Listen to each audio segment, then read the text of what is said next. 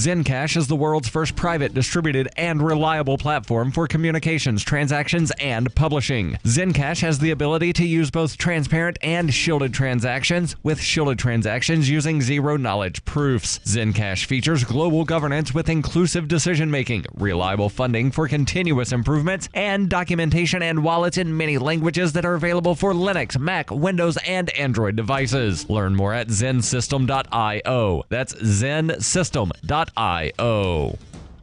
Reuters reports a group of U.S. states and cities sued the Trump administration to stop it from asking people filling out the 2020 census form whether they are U.S. citizens. The lawsuit, filed by 17 states, Washington, D.C., and 6 additional cities, challenged what they called last week's unconstitutional and arbitrary decision by the Department of Commerce, which oversees the Census Bureau, to add the citizenship question. It was also a fresh challenge to what New York Attorney General Eric Schneiderman, at a press conference announcing the lawsuit, called the administration's anti-immigrant animus. All of the states bringing the case have Democratic attorneys general. They were joined by New York City, Chicago, Philadelphia, San Francisco, Seattle, and Providence, all of which have Democratic mayors, and the U.S. Conference of Mayors also joined the lawsuit. Another state, California, filed a similar lawsuit last week. When asked for a comment, a DOJ spokeswoman referred to Attorney General Jeff Sessions' April 2nd statement lamenting how California's meritless lawsuit forced it to litigate whether the government deserves an accurate count of who can legally vote in our federal elections. The U.S. Constitution mandates a census every 10 years, which is used to determine the drawing of political boundaries, the allocation of seats in Congress and at the state and local level, and the annual distribution of about $700 billion in federal funding. Critics of the citizenship question say it might dissuade some immigrants and perhaps many citizens from being counted, with a disproportionate impact on Democratic-leaning states. The citizenship question has not appeared on the census since 1950. This has been FPP Radio News. Online at fppradio.com. This is the Onion Week in Review. This week, mothers across the nation invented a new drug to worry about, confirming that the completely fictitious new substance was appearing in schoolyards across the nation and is easily created from simple household products like sugar, window cleaner, and petroleum jelly. Calling the totally made-up narcotic Scramp, mothers in desperate need of something to fret over deluded themselves into constantly agonizing over the widespread drug epidemic that exists solely in their minds. My son sits in his room for hours and hours. It must be Scramp. He's a Scramp head. I bet they'll figure out how to scramp with this, too. In other news, a man confidently strides through a beaded curtain without parting it. A father takes a picture of his daughter every day from birth until he abandons his family. And the same homeless man is always begging for change on the same United flight. Stalled contract negotiations have prevented me from reviewing any more news until I receive a co-producer credit. But for more, visit theonion.com/newsbeat.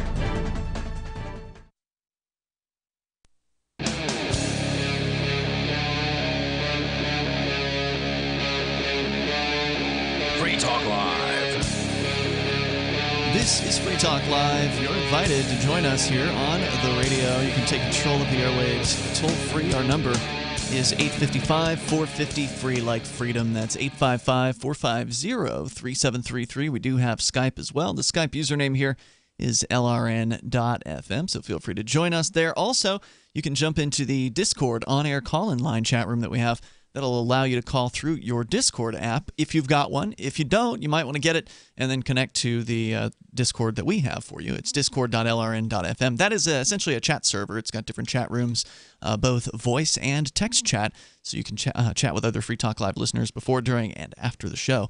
So it's Ian, Conan, and Daryl in the studio here tonight. Conan, you just got back from getting pulled over, apparently. It was actually last Friday. I've had a whole week to cool off. Oh, really? Okay, because you are all hyped up about it tonight. He's been hyped up about it for a week. All right. Well, I got the feeling it happened today. All right. So you That's what I thought when he told me on Tuesday. Okay. And now he's just as excited today as he was on Tuesday. Well, you know, it's our kind of people that get excited about getting pulled over. Well, we like going to court. I don't have interactions with the law enforcement ever. I'm usually pretty good about that. Yeah, you're not a civil disobedience activist necessarily. You don't have a long history of that. But what gets me is what riles me up the most is why I got the vehicle violation and all of the work I had been doing that day, serving my community. You know, giving back to the community the way that I do, working for the post office and also here in Keene. At the end of my day, wanting to go home and relax, and this filthy, nasty road pirate gets me for vehicle inspection. Out of all of the things you could get, out of all the vehicle violations out there, the vehicle inspection is the most is the slimiest to me, and that's what I got flagged for. Well, they do this all day.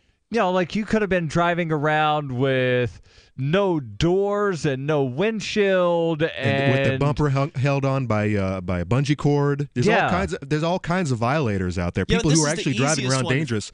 This is the easiest one to find, though, because all they have to do is sit on the side of the road. Here in New Hampshire, there's a sticker that the people that are registered with cars in New Hampshire. It's a big 2x2 colored sticker. And it changes the color every year.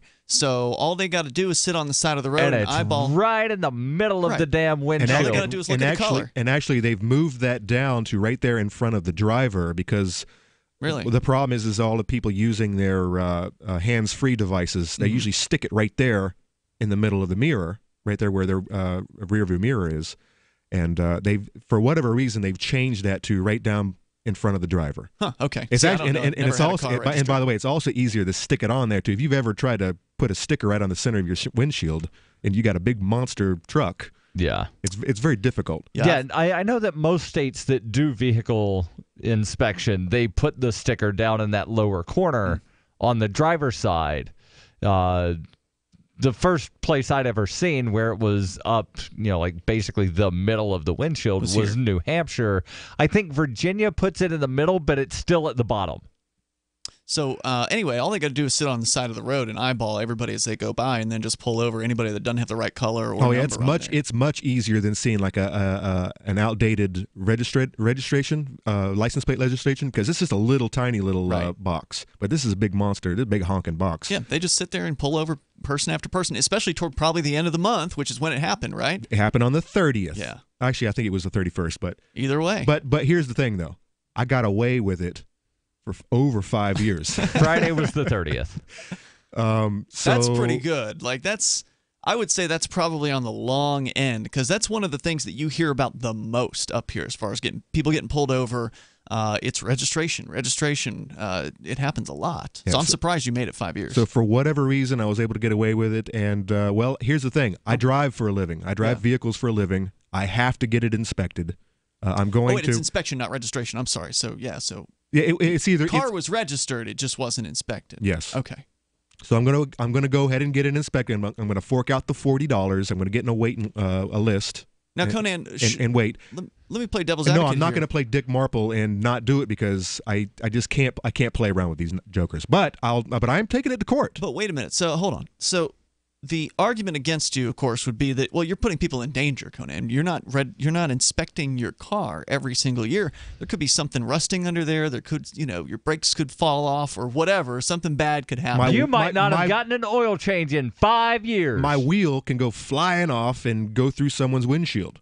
Or the serpentine belt could pop, and then my truck will just kind of stall out. I mean, there are reasons, there are excuses and explanations as far as why they have these inspections.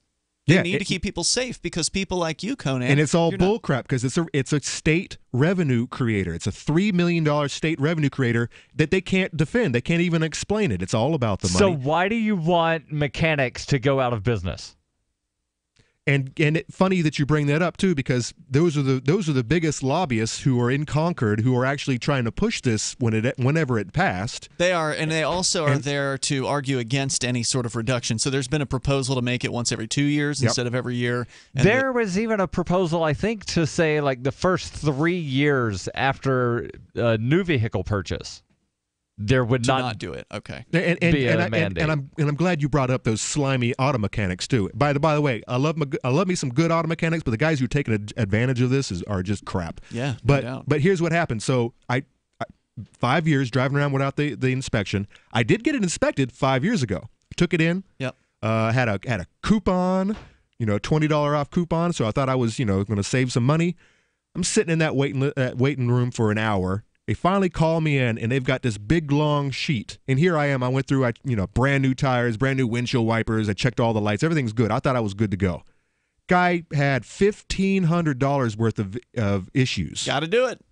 And I looked down that list. I'm like, nope, there's nothing wrong with that. Nope, kept going. Nope. They got me for one thing. It was a running light on the back that I didn't even know was there that was out. That was the only thing that I went and replaced that day. And everything else, I'm like, nope, I'm not replacing any of this crap. You guys are swindlers. You guys are scam artists. So you guys are trying to take me for a ride. I'm not going to do it. I'm not going to put up with it. If I had been, and by the way, I've had for 17 years. I do all the work. I've never had anyone do work on that. I do it all myself. So that's why you don't need it inspected, because you're capable of checking things out. And I knew that it was all bull. Mm-hmm. But if I had been a little old lady who had never done a work and who had never changed oil in her life, she would have gotten taken for a ride. Now, I had a scenario when I lived in Pennsylvania one time where went in for a vehicle inspection, and they again said you need this, and this. Mm-hmm. I was like, oh, all right, well, I'm going to take it to my regular mechanic. They said, no, we cannot put the tires back on. They had removed the tires to check the brake. We're not putting the tires back on until we replace this, that, the other thing. Yeah, I've heard about that happening. Can't that happen in New Hampshire too? Probably. I think if they find something that is a significant damages, like maybe the frame is all rusted through, they'd be like, no, you can't drive this anywhere. This is a dangerous vehicle. You're going to have to either leave it here or have it towed away. I can see him. You know, I have never heard that story personally, but I can imagine it happening. Yeah, they're like, nope, you got to stay here until we put this back together, because we have determined that we are not letting you drive this vehicle because see, we've got the tires taken off, and we're not putting the tires back on until we fix the O2 sensor and this other thing. There's got to be some kind of state thing that authorizes them to do that. You mean like their 100 pages of vehicle inspection ordinance or code? Yeah. It's monstrous. Now, one thing that's interesting is it was just a couple of years ago where the statute was updated to actually require a vehicle to pass inspection, where prior it just said that a vehicle had to be inspected every year, but it didn't say that you actually had to pass the inspection and that you had to display the proper color inspection sticker. Toll-free number if you want to join us here. If you've had any kind of adventures in this area, you want to comment, you're welcome to. Our number is 855-450, free like freedom. 5 years without inspection. Yeah, and exactly. Any advice out there, any guys that don't bring the there's some crazy ideas out there. I'm just thinking about you're not actually a person. You weren't actually like driving. I'm just talking about good, solid. How do you handle this in court? Because that's where it's going next. You probably lose. I've been a good boy, place it on file. But I'm going to make them work for it. The toll-free number here tonight is 855-450, free like freedom. That's 855-450-3733. If only more people would make them work for this stuff. Make them take you to court for this piddly crap. This is Free Talk Live. What's more profitable, running your business or doing bookkeeping? Doing your business, of course, but you want to keep your books so that you can maximize your tax savings, right? What if I told you that there's a person that's a bookkeeper, accountant, and law school graduate that's also a hardcore libertarian? My name is Melanie Johnson, and I hate the state. I will aggressively help you to minimize your tax exposure and maximize profits, all while staying within the law. Melanie's your best choice for your taxes and bookkeeping needs. Go to tax.freetalklive.com and check out our website, tax.freetalklive.com. The Bitcoin.com wallet is a simple and powerful, full-featured wallet that allows you to send and receive Bitcoin Cash and Bitcoin Core with anyone, anywhere in the world. It supports both single and multi-signature wallets and is available in multiple languages. The Bitcoin.com wallet is available on Windows, Linux, Mac, Android, and iOS devices. Learn more at wallet.bitcoin.com. I'm Ryan Burke. I'm the head cider maker at Angry Orchard, and we're in Brittany, France. I wanted to make Angry Orchard rosé cider out of my love for rosé wine. We came here and found these red-fleshed apples. It's a really rare fruit. The apple brings a right, refreshing, natural taste to the cider and a deep, nice pink rosé hue. Our rosé is a little bit less sweet. It's got a really nice balance for any occasion. It's a really refreshing drink. Angry Orchard Cider Company, Walden, New York. Drink responsibly. I've said it many times on air, and I'll say it here. The New Hampshire Liberty Alliance is one of the most important organizations for freedom in the world. New Hampshire is ground zero for freedom, and the NHLA is the best organization at promoting effective liberty activism. This ad is sponsored by Free Talk Live, and I, Mark Edge, am a lifetime member because I believe in the NHLA. Please check them out at nhliberty.org. Not everyone can move right now, but you can support the cause. Donate top cryptocurrencies or old-fashioned U.S. dollars, nhliberty.org. Visit their website and see what they're all about, nhliberty.org. Is spreading the message of liberty, cryptocurrency, and peace around the globe worth $2 per month to you? As you may already know, in addition to our internet feed, LRN.FM broadcasts on free-to-air satellite across North and Central America, as well as Sub-Saharan Africa. And we've been available on satellite for free 24/7 since 2010. The LRN.FM free-to-air satellite signal is reaching some of the most oppressive regimes in the world, and there's no doubt our ideas are making an impact. You can learn more about the channel's impact by watching the 3-minute video at fund.lrn.fm. If you'd like to help free minds globally with our ideas of liberty, cryptocurrency, and peace, you can donate as little as $2 per month via fund.lrn.fm. You can help us continue and expand our satellite broadcast to multiple continents. Visit fund.lrn.fm today, and thank you for your help. Don't forget to share the link on social media. That's fund.lrn.fm. Here's a chance to do a little activism while you're cruising Facebook, Twitter, or Google+. Between the LOL cats, the recipes, the hot girls, and the inspirational sunrise memes, Free Talk Live's posts pass by your newsfeed. Like them, comment. It gives us more exposure. If you don't see our posts, click like at facebook.freetalklive.com and then hover over it to click Get Notifications. It's an easy way to spread the ideas of liberty a bit further. I know you're busy, but you can spare that 1/10 of a calorie it takes to click on something. facebook.freetalklive.com.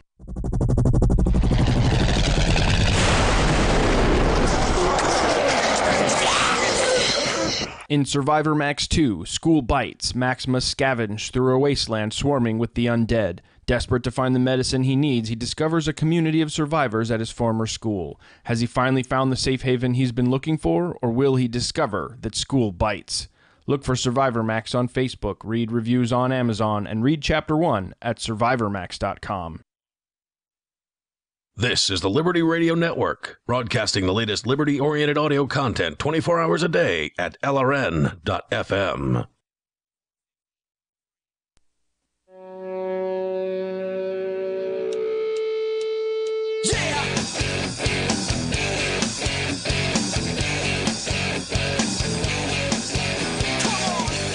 This is Free Talk Live. You can bring up what you want. All you have to do, dial toll-free here if you want. It's our number, 855-450-FREE, like freedom. We're talking about inspections.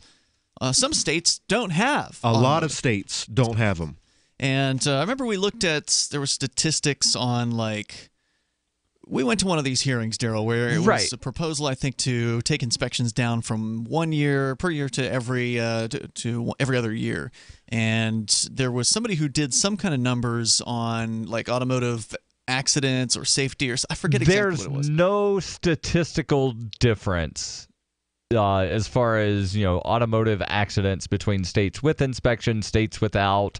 One of the claims is, we get a lot of bad weather, so therefore we need vehicle inspections. But the big one is we're not required to have personal insurance. That's the big one. No, the one I've always heard is we have bad weather. That's what they've trotted out in the hearings. Rhode Island has very similar weather. They wound up either doing theirs every 2 years or getting rid of a few years ago. I think they got rid of it in 2009. Montana has worse weather than we do. They don't have inspection at all. Right.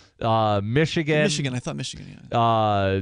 Yeah. There are several northern states cold, where there's snows every month of the year. There's salt on the roads. There's rusty cars. Yeah. There's the whole thing, and so it's total BS. All it is state revenue. All it is protectionism for the automotive auto lobby. The automotive repair shops out there, and that's straight up that all of this stuff is. And hey, you know what? Here, the solution. If you're afraid of people out there hurting your vehicle or or your vehicle dying in the road, it's what insurance is for. Get car insurance, like I do.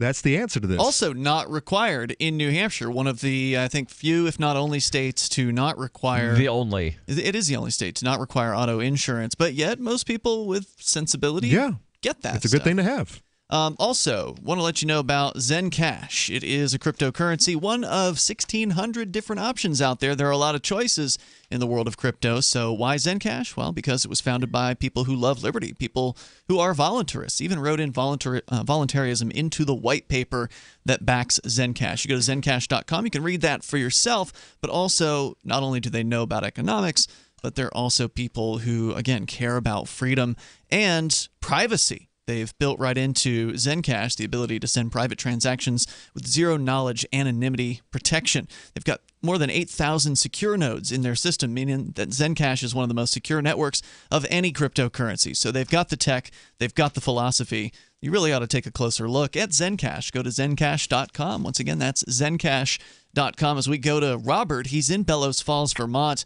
Hello, Robert. You're on Free Talk Live. Hey, Conan, I think that I got you beat. I had an incident about 4 years ago. I've talked about it on the show 2 or 3 times, and I'm not going to, beat it up or anything. But I was driving down the road. Now, this was right after a major snowstorm that we had over here in Vermont. And I'm driving down the road. I'm talking to my son, and I'm in the moment, and I got pulled over by the police because I had snow on my license plate. And because they couldn't read the snow, they gave me a ticket for misuse of plate, which is no different than screwdriver transfer. Robert, you're the first person I've ever heard here in New England say that. He's because the only one I've ever heard of, and I've never known anybody in New Hampshire to have that happen to them. That's a thing. That is a normal occurrence here, where the snow is just so crazy that it's going to cover him. Now, I can imagine if you had big old monster icebergs on top of your vehicle, they were coming off, shattering all over the place like the Titanic. That's kind of dangerous. But covering your license plate, I can't imagine it. It was covering my license plate, and I wasn't speeding. I wasn't, driving erratically. I wasn't drinking. I didn't, wasn't breaking the law. But because they couldn't see my plate, then you were breaking the law. Well, yeah, I mean, it's a law that no one ever enforces. But what was the fine, by the way? Do you remember? Because I pled guilty, they waived the fine. Which was okay with me, but it cost me $3,000 to give the attorney to help me. Oh, God. Because Conan, I was naive back then. I guess so. Yeah, the worst thing you can do in a case of a traffic ticket is hire an attorney to hold your hand through a plea deal at a cost of a few $1,000s. Yeah. They're happy to do it. Ian, I share this not because of I'm proud of it. I share this because I was ignorant. Yeah, it's a learning experience. Yeah, I don't think anybody should be proud of paying an attorney $3,000 to walk them through a plea deal. The attorney should be proud. He got a lot of money for not a lot of work in that particular case. But good story, Robert, and thank you for calling and sharing it with us tonight. It always warms my heart in the coldest cold months here in New Hampshire, whenever I drive around and I see people with snow-covered license plates. It's everywhere. Yeah. I mean, if the cops wanted to, they could spend all day, every day, pulling people over for that. But I've never heard anybody. I mean, I believe they can. It's probably a law in New Hampshire, I would presume, covering up a plate. But yeah, I mean, look.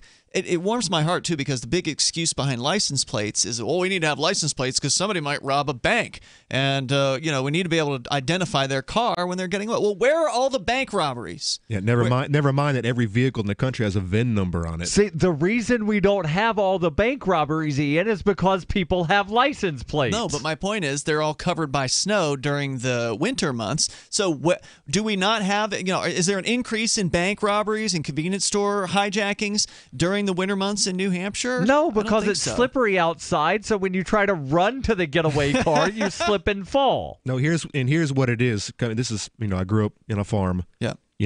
We labeled all of our animals. They had numbers on them. Usually they were tagged into their ears. Sure. It's a way of cataloging the sheep, and that's what this is. That's exactly what this is. It's keeping law and order among the sheep. But they'll tell you every time that it has to do with, protection. We need to be able to identify an escape vehicle or whatever. And it's just like, this is New Hampshire, man. You try holding a place up, there's a good chance that you're going to get shot by the owner. There's a good chance that guy's got a shotgun or a handgun or something like that behind the counter, and you're not going to make it out the front door, let alone inside the vehicle to try to get away. So it's just bunk. And as I pointed out here, if you've got car insurance, they might require that you have some sort of plate on the vehicle. That's the answer. Right. So it's not to say that in the absence of the government system that there would be nothing. There might actually be a way the marketplace could kind of come up with to help identify vehicles. Yeah. And, of course, if somebody's really intent on robbing a bank during the summer months, all they have to do is go ahead and, switch out a license plate, go to somebody else's car. The last 3 or 4 big bank robberies we've had here in the area, they've all been guys on foot or on their bicycles. Right. They're never driving their cars. They're on foot, and then they run out in the woods. It makes more sense. And the only way they get caught, you know how they get caught? Video surveillance, and they put them on Facebook. Right. And they get nabbed the next day because, I recognize that guy. That Yahoo. Yep. More coming up here in moments. You can share your thoughts. Bring up what you want. 855-450-FREE like freedom. 855-450-3733. Speaking of criminals, we got an update on that YouTube shooting that happened yesterday. We'll tell you about that coming up here. This is Free Talk Live. You can bring up what you want.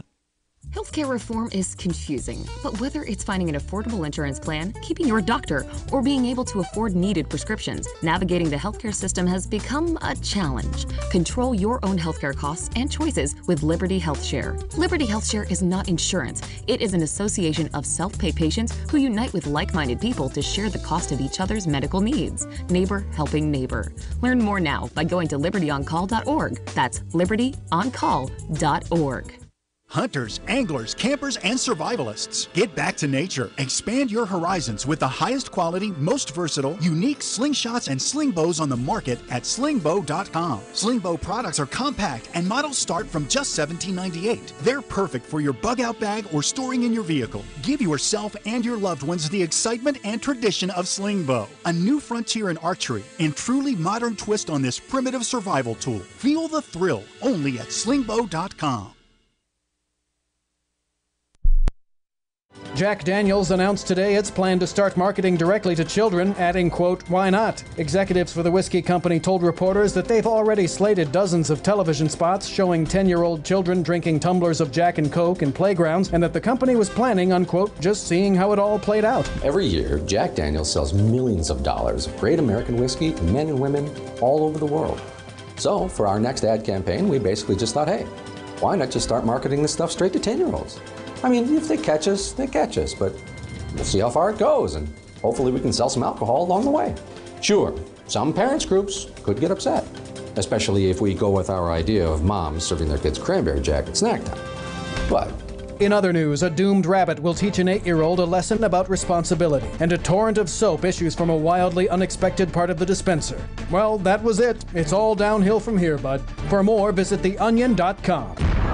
This is the Onion News Network. I love My Magic Mud. I drink a lot of coffee. I had stains on my teeth. Then I found My Magic Mud, and I was told it would remove stains. So I paid attention when I brushed the first time. My Magic Mud is black tooth powder, and the difference it made in my teeth in one application was noticeable. With 4, my teeth were as white as you normal folks out there. Please go to mymagicmud.com and buy a jar. There's 150 applications for $25. You can use Bitcoin, mymagicmud.com.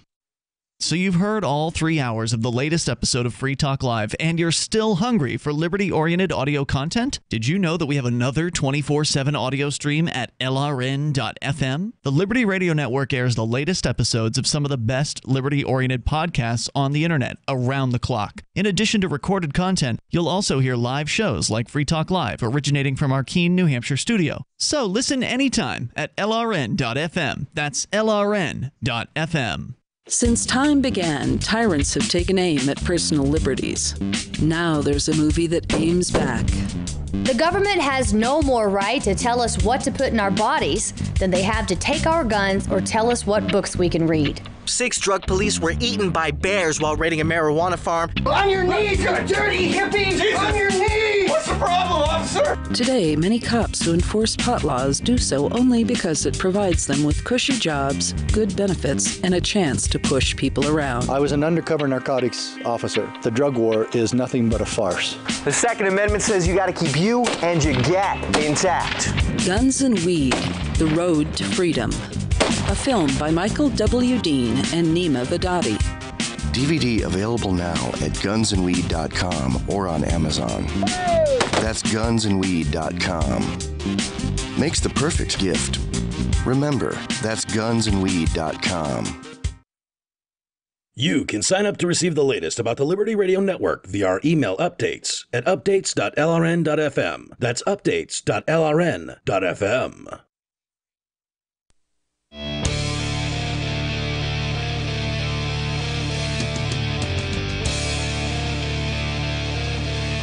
This is Free Talk Live. You're invited to join us right here on the radio, where you can take control of the airwaves. Toll free, 855-450, free like freedom. That's 855-450-3733.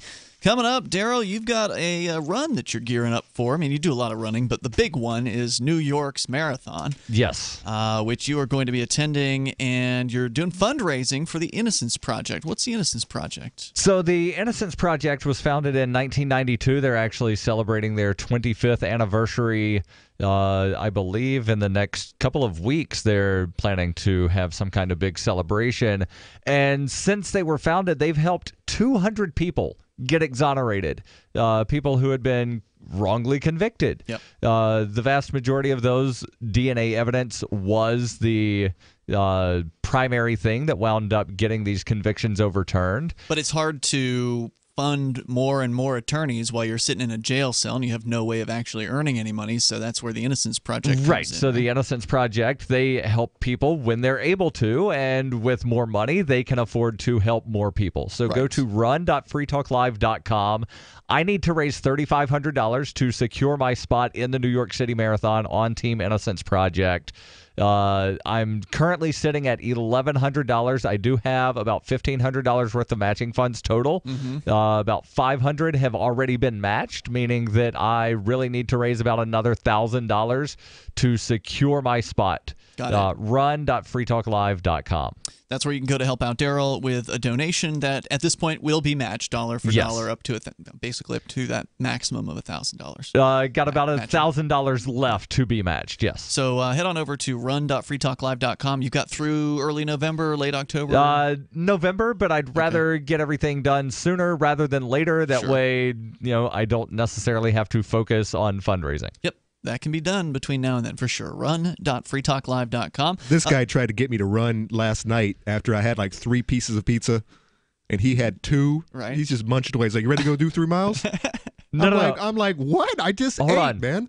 That was the 2 after the other 2. So I had 4 slices of pizza last night and then ran 3.25 miles. Are you supposed to eat and then run? Is that like a good thing? I don't think it's if you can keep it down, really. It's not that big of a deal. I was able to keep it all down. Right. But is it better to eat after you run? Generally, yes, but based on just timing of what my schedule was like yesterday, I wasn't able to get a run. Unless you're absolutely before. famished and you're running on like no energy, I think that would not be a good thing. I see what you're saying. But so Conan, you started the show out by telling us that you'd gotten pulled over recently. It had been 5 years since your last vehicle inspection in New Hampshire, and they require it every year. Never gotten a vehicle inspection. Never in New Hampshire. Correct. Never anywhere. I never knew vehicle inspections existed until I moved here to the free state. Tell the you live free or when die. you registered that you need to go get a vehicle inspection? Oh, they absolutely did. And I talked to plenty of people out there who, first thing you do when you move here is like, all right, what do I need to do? It's like, oh, you've got to get registered. And it's like, so I don't get a ticket, so I can drive around. You can drive. If you got a car registered in another state, you can drive around in that car. Oh, yeah. I kept my previous year. I've been here 6 years. So the first year I drove around with a Tennessee driver's license. Driver's license and plate registration. And then I finally got my speeding ticket. And then it became an issue because I had been here for longer than a year. And they'll claim that there's a law that says that you have to register or re-register in New Hampshire if you're staying here for a certain period of time. Yeah, I think you got like 30 days. You've got 60 days once you establish residency. But that doesn't apply to a corporation that might own the car based out of another state. Correct. So there is a Well, they changed that 2 years ago, but the wording that they use is very tricky. So it's corporate owned that are doing commerce. So if you have a nonprofit, nonprofits technically do not do commerce. I see. So anyway, Conan, so you, what is it? A $74 fine is what it is? And then what would you normally pay per inspection per year? Like $40? And then whatever crap whatever fiery hoops they want you to jump through after that. So as long as you can make it a couple years, it's worth it. Oh, yeah. But if you get hit within the first year, you're going to end up paying more. Well, and here's the other thing. If you're a habitual inspecting, a failure to inspect, the fine might increase. Do they have? Is that the same thing as a habitual offender, where you then go to prison automatically if they catch you? There are certain. It's more like a failure to register. You'll go to the DMV and you won't be able to register your vehicle. Right, but there is a specific thing in statute called habitual offender status. And they've got this really weird formula for X number of driving on suspended or driving without a license or a certain number of speeding tickets of certain things and certain moving violations. So they've got it written out in statute of how many of this, how many of that, blah, da, da, da, da, and then that whole mandatory thing needs to get minimum. repealed. That whole thing. It's awful. Mandatory minimum sentencing needs to be repealed. That too. There's a lot that needs to be done here. But, of course, when they had the bill on that a couple of years ago, it wound up going to a subcommittee, and the subcommittee would say, well, we think that some of these might need to stay, and then everybody was throwing in their stuff, and then by the time it came out of subcommittee, they just said kill the bill because we think that all of the mandatory minimums need to stay because we heard police state. We heard testimony from police. And they're so wise and good, and they're to help us. They did keep it. They were the only ones that testified against the death penalty repeal bill today. That was today. Yeah. Yeah. And that death penalty repeal has already passed the Senate. Yes. Which is the first time that's happened, correct, in recent years? Yes. So that could be something that we'll see happen, although I imagine the governor's going to take the police's side on it, and he's going to veto. The governor has already said he would veto if we could get, I think, I forget if it's 2 or 3 senators that we would need to have flip from voting against the bill to then voting to override the veto. The odds that that'll happen, very, very slim. True. But nonetheless, it's But we're progress. closer now than we were 4 years ago when it wound up in the Senate. Motion to adopt the bill, 12-12 tie. Motion to kill the bill, 12-12 tie. Motion to table the bill, 12-12 tie. Motion to reconsider, 12-12 tie. And then it wound up getting tabled unanimously because everything failed. Wow. So yeah, we are getting closer. Politics is frustrating. It is a annoying. This is why people don't get in. System. They don't get involved. They don't follow it. They don't read about it in the paper. They don't want to have any part about it because they've got things to watch on TV. Because this crap is it's annoying. It's filthy. And for anybody that's interested in the 3-hour hearing, I do have audio of that I will be putting up online. And I'm so glad that tonight. you guys. I'm so glad you guys do what you do. Well, Daryl's doing Liberty Lobby, and that's where you can go to his website, libertylobby.info. I imagine that's where you're going to be putting that audio up for people to see and rather listen to. Sometimes I'm there, but Daryl's there every week. And that's because he's a crowd-funded lobbyist, which you said you might be the first crowd-funded lobbyist. I don't know if you've been corrected on that at all. As far as I know. Yeah, okay. So still the first crowd-funded lobbyist. Daryl W. Perry is standing up there for liberty in the State House. And to be clear, a freedom lobbyist. He's not. That's right. He's not working for an agency or right. I am not a corporation for-hire lobbyist or the government. He is actually. He's the only one in your category, and you're the only one on your side of the rink. Pretty much. Generally, ACLU is not for hire either. They're not for hire, but they're also not crowdfunded because they get funding for more than just lobbying. Yeah, lobbying is one of the things that they do. But they are crowdfunded in that they're probably, I think I was just reading their newsletter that they sent me. They had 3,000 members before the 2016 election and now have 9,000 members.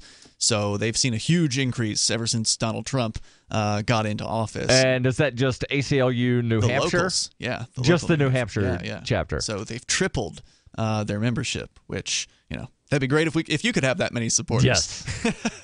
Maybe someday we could do that. But Conan, so it worked out for you, at least financially. It did, and hopefully the next step, of course, is to take it to court, plead non-guilty, right? Make these people, like I said earlier, work for it, and hopefully get their conviction. And they're hopefully going to get it anyway. And this guy, else. who I believe is a second shifter or maybe even a third shifter, hopefully it's just too early in the morning for him to show up, and he doesn't show up, and they throw it out. Remember, he is going to get overtime if he does show up. So well, at least, and you know what? He'll be off the street for an hour.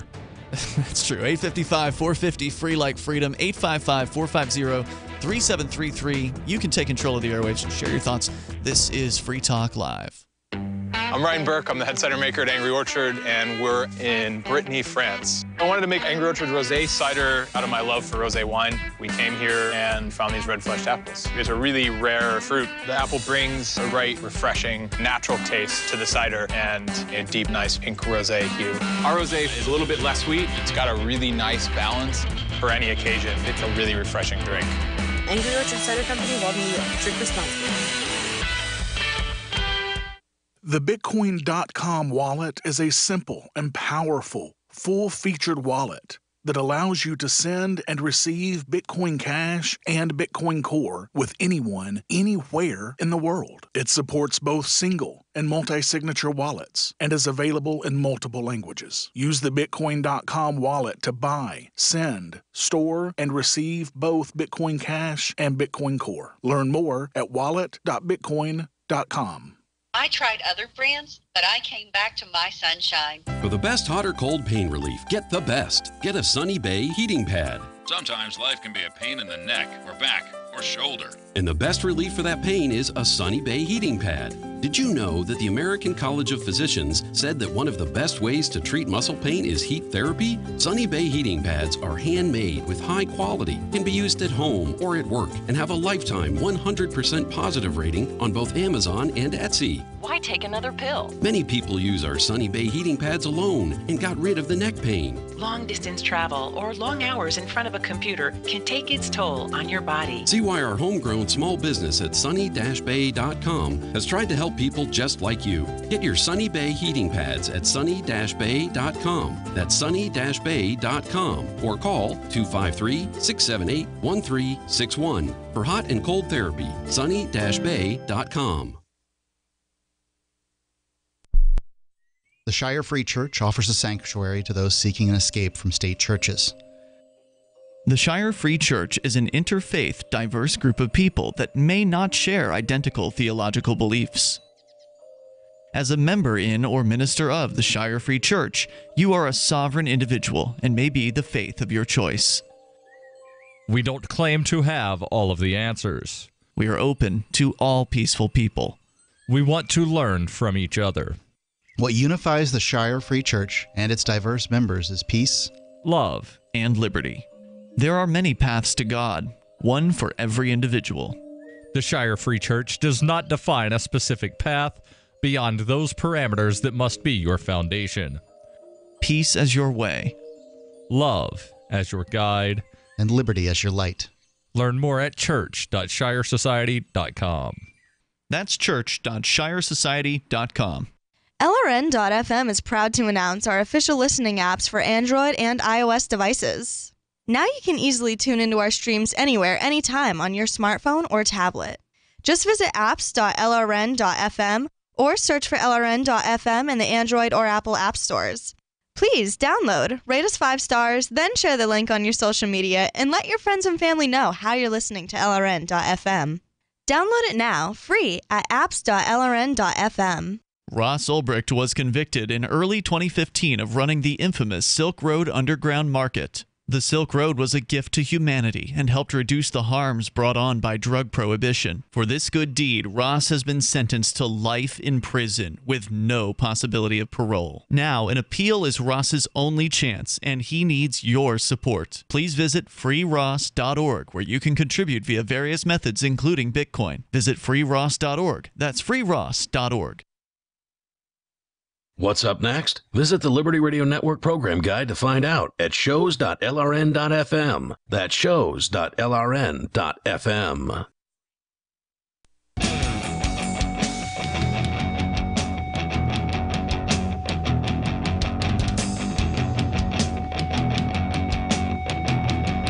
This is Free Talk Live. You can bring up what you want. The toll-free number is 855-450-FREE, like freedom. That's 855-450-3733. We've been talking about taking things to court, and like an inspection ticket or parking tickets. I know our Friday night co-host, Chris Wade, he got a couple parking tickets a few months ago, and he's going to challenge those, even though they're only $5 a piece. Because more power to him. Because the part of the problem is that people just go along to get along, and I don't blame anybody for that, because I understand when the pressure's on, you want it to go away. You just want to live your life. You don't want to have to deal with these people, because the government people are intimidating. They're scary. The whole court process is intimidating. It's scary. You don't know what they're doing. It's confusing. Right. It's intentionally designed to be confusing. They use English words, but they're not English words. They're actually legalese with, in some cases, very different definitions than what you might expect them to mean. So if you can't even understand the words that they're using, you certainly can't understand how they're putting them together. I mean, so they just have you screwed from all kinds of different ways. Right. They know their system inside and out for the most part. I mean, they certainly make mistakes, but you're not going to catch them on it because you don't know their system near as well as they do. You're just in there as their victim. They've written you some kind of ticket, and even if you show up for an arraignment, I mean, you can tell people who've never been to arraignments before, they're scared, man. They don't know what they're getting into. Yeah, not only do they have all of the bureaucrats in front of them, but they got an audience behind them, and it's hard being on stage and talking in front of people the first time, and especially when you don't know what's going on. Exactly, and they count on that, and so they count on your ignorance, they count on your fear, and they know that 99% of the people that go into that court, especially when it comes to vehicle violations, it's probably a little less. And others, when you put them in the broad spectrum and all, but at vehicle violations, I would assume more than 99%. Well, most of them don't even have to go to court. They can just fill out the envelope, cut a check. I've got my violation right here. They want me to send it to the state house. Right. Instead, you're going to send a not guilty and demand your trial. And at the very least, it will put off the amount of time. It'll extend the amount of time that you have to make the payment. Mm-hmm. At the very least. So there's all kinds of reasons to go to trial, and one of them, as you touched on, Conan, is to make them work for it. Look, we know they're probably going to get their conviction because blah, blah, blah, their law says this, and you violated that law. I mean, by all evidence. The cop wrote the ticket. He wouldn't write the ticket if you weren't guilty. Yes, yeah. I mean, the idea that you're not going to end up getting convicted is pretty unlikely unless the cop doesn't show, because if their witness doesn't show up, they don't have a case. You can motion to dismiss at that point because they didn't show up. And by the way, my speeding ticket, the only speeding ticket I've gotten in New Hampshire, was dropped because the state cop didn't show up. The one time I've had a speeding ticket dropped, it was also a state cop who didn't show up. So that, are the odds they're going to not show up? Probably not. They're probably going to show because they're getting paid bonus. They're getting overtime pay to go to these things. So they've got an incentive to be there. Mm-hmm. But there is a chance that they won't show. And if you don't take it to court, you never get to find out. You never get to find out. And the other thing is, the other way to look at it is I think is a karma move where you're actually removing these people from the streets. That's true as well. For a good hour or two. Unless, of course, they're on their day off coming in, which they could be. Or they work night shift or some other thing. In the case of parking tickets, you definitely are removing them from the streets. Chris Wade is going to take his 2 parking tickets to trial, and actually he just informed me that's coming up this Monday. So he's going to take 2 parking tickets to trial. And I said, ask them while they're on the stand how many tickets they would have written by now, because it's going to be, first thing in the morning. Objection, irrelevant. No, it's not, because they're talking about their job. Usually the first questions they get are, do you work for the city of Keene? Yes, I do. Do you work for the parking department? How long have you worked for the parking department? And it's just to kind of establish that they have this job. I remember the last time I took a parking ticket to trial, I had asked a couple of those questions, like how much do you make an hour, how many tickets, and both of those questions, objection, irrelevant. Huh. Well, you never know, right? So I got those questions through in Concord's court. So if you don't ask, you don't get to find out. Yep. And if you don't take it to trial, you don't get to ask. And but see, you were in Concord where they probably had the officer prosecuting their own thing. No, I've never seen a parking enforcement officer prosecute their own thing. Okay. The state police will prosecute their own thing. Okay. But in New Hampshire, parking enforcement, those are always handled by a police prosecutor in that case. So you don't know what their answers are going to be, or if they're going to get to answer if you don't take it to trial. You don't know if you're going to even be able to get the case dismissed if you don't take it to trial. Like, all the benefits accrue, if there's any benefit to this, and there isn't, because you lose time and money no matter what happens. But at the very least, you have a chance to lose less if you actually do take it to trial. But he wins free breakfast. Well, that's in Keene, New Hampshire. Right, I'm just saying that, you generally, if there's an activist in the area that takes something to court, you generally will buy them breakfast afterwards. So and for all the people listening, why are we doing this? Why am I doing this? It's really based on principle. And the idea behind, if it's something, I believe that vehicle inspections are wrong. I believe that it's wrong that the state requires me to have a vehicle inspection to drive on their stupid roads. Right. And if I talk to so many people who agree with me. If even 50%, if even 30% of the people who agree with me failed to inspect their vehicles and got tickets and took it to court, the system would break yesterday. Yeah, they couldn't handle They couldn't handle the load. They would have to drop everything. Right. They don't want to do all that trial preparation, even if they had the attorneys to there's do it on not enough staff. hours in the day. Right. Yeah, I mean, my case alone is going to take an hour. Right. And there's not enough time in the day to handle it all.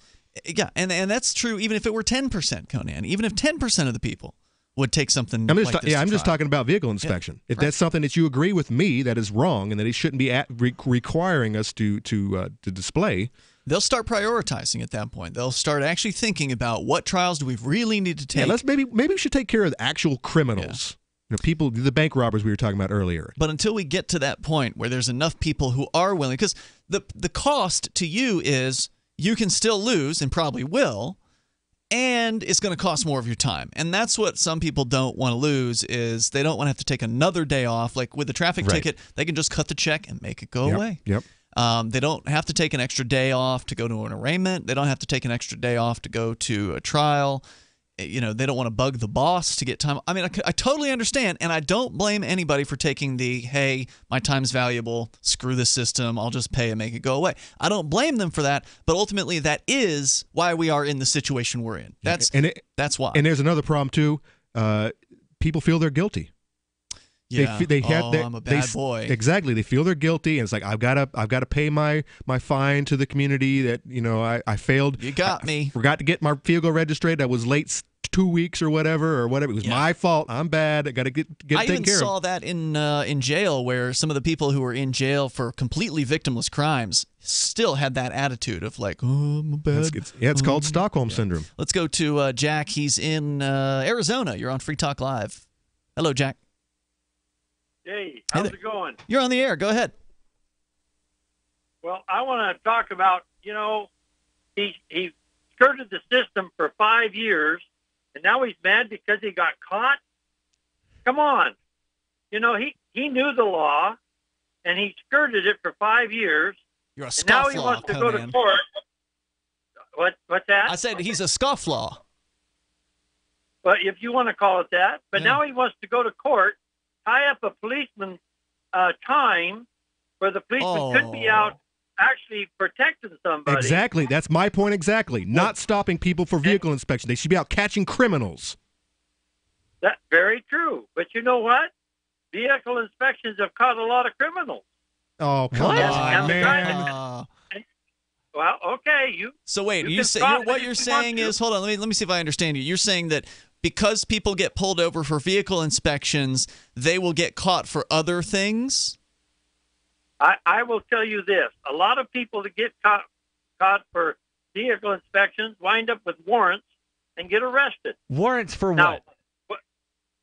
What for whatever they've done. He's just saying they've already got whatever they've done. Somebody that may have previously... It could be DUI.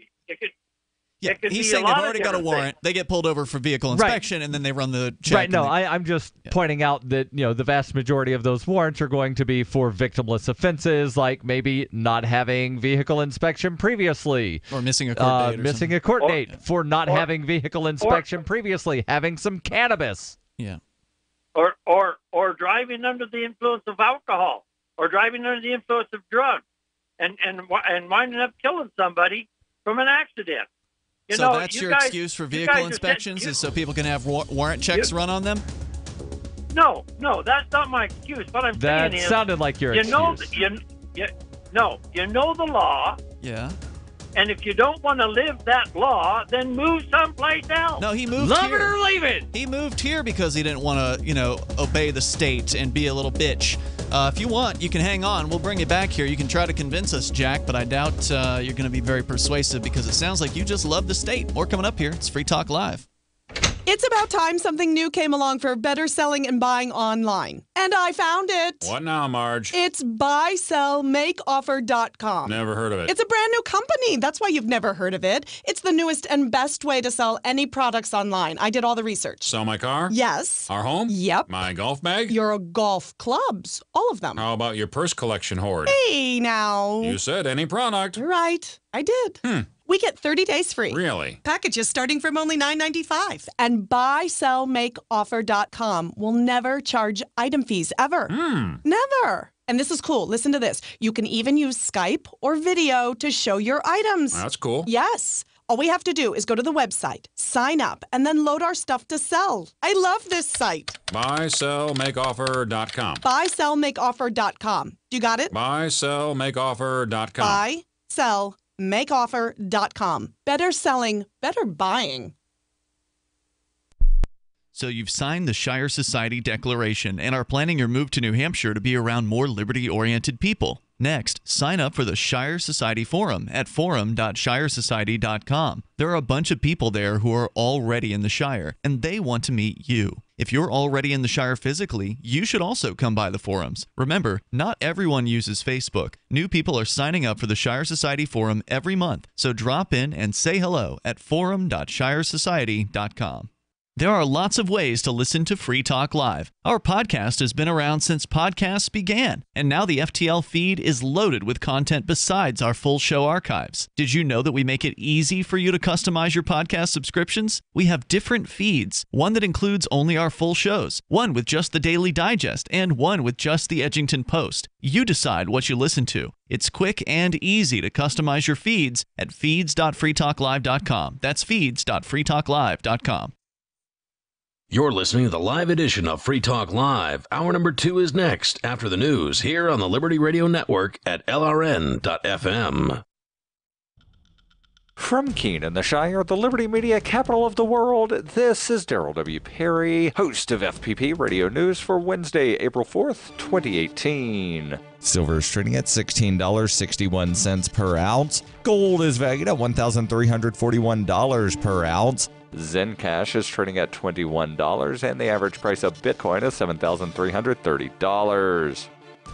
Antiwar.com reports a little over a week ago a car bombing killed 20 civilians outside a sports stadium in Lashkar Gah. This is an unfortunately common thing to happen in Afghanistan, but appears to have started something very unusual. Peace protests. 2 Helmand districts, along with multiple Afghan cities, are reporting hundreds of demonstrators holding sit-ins at several sites, calling for an immediate ceasefire and peace talks between the Afghan government and the Taliban. Some of the early protesters organized a hunger strike amongst themselves, saying they won't eat until there's at least 2 days of ceasefire. It's not clear how big a portion of the demonstrators are hunger strikers, but there seems to be a number of them in the Helmand province. The Taliban has acknowledged the peace protest already, issuing an initial statement saying that protesting the Taliban would not do any good and demonstrators should instead protest at U.S. bases, since it's the U.S. that has been keeping the war going. The U.S. invaded Afghanistan in late 2001. While the Taliban has expressed openness to peace talks in recent months, the U.S. has said they are no longer willing to talk at this time.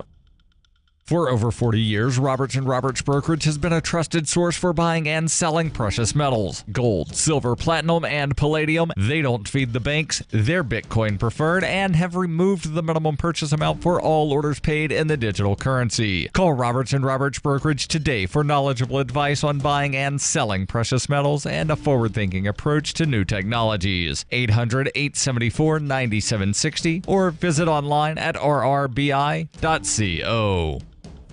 UPI reports the California Supreme Court on Monday upheld a controversial state law that allows law enforcement officers to take DNA from anyone who's arrested or charged with a felony. In a 4-3 vote, the court ruled in favor of the law, which has allowed California law enforcement officials to create a DNA database of tens of thousands of people who were arrested but never charged or convicted. The law was challenged by privacy advocates, including the Electronic Frontier Foundation, which argued the state's constitution prohibits the collection of DNA from arrestees because of the severe impact DNA collection has on our right to privacy. But the case had several other components, and Justice Leandra R. Kruger, who voted to let the law stand, said the DNA collection could still be challenged. The 3 judges who voted to strike down the law said the case was an opportunity to get rid of a program that allows the state to retain and search a DNA database full of people who were never convicted of a crime.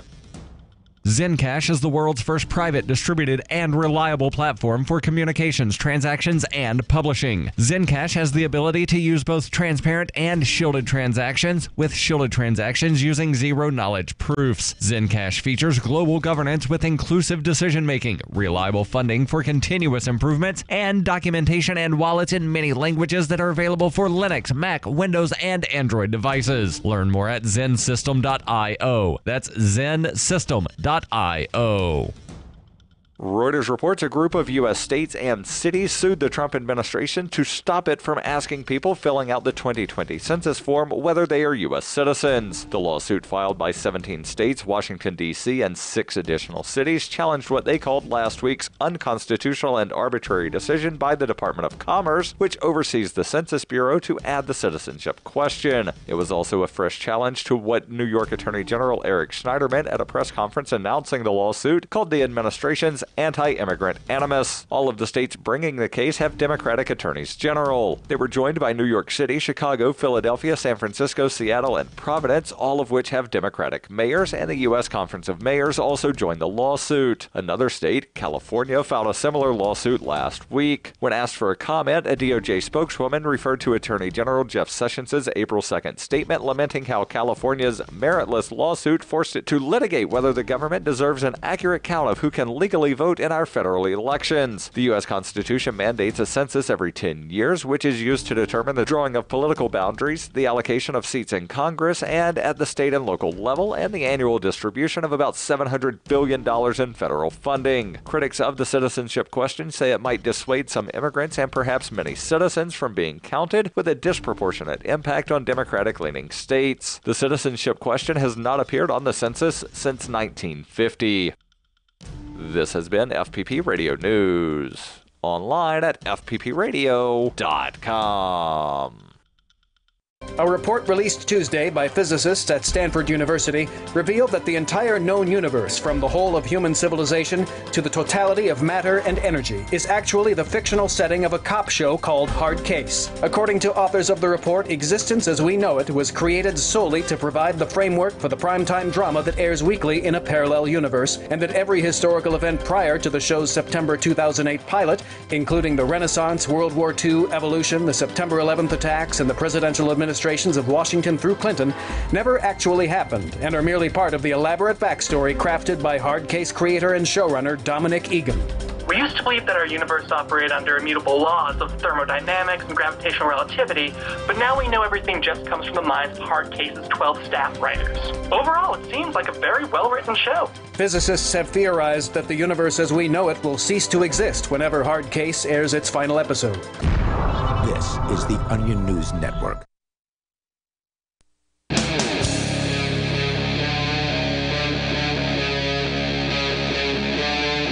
Free Talk Live.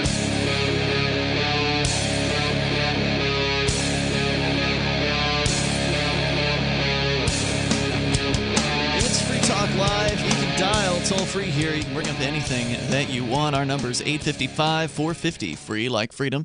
That's 855-450-3733. We've got Skype, and the Skype username is LRN.FM. With you in the studio tonight, you've got Ian. And Conan. And Daryl. Of course, you can bring up anything that you want, and don't forget, we've got the Discord on-air call-in line room to allow you to do that.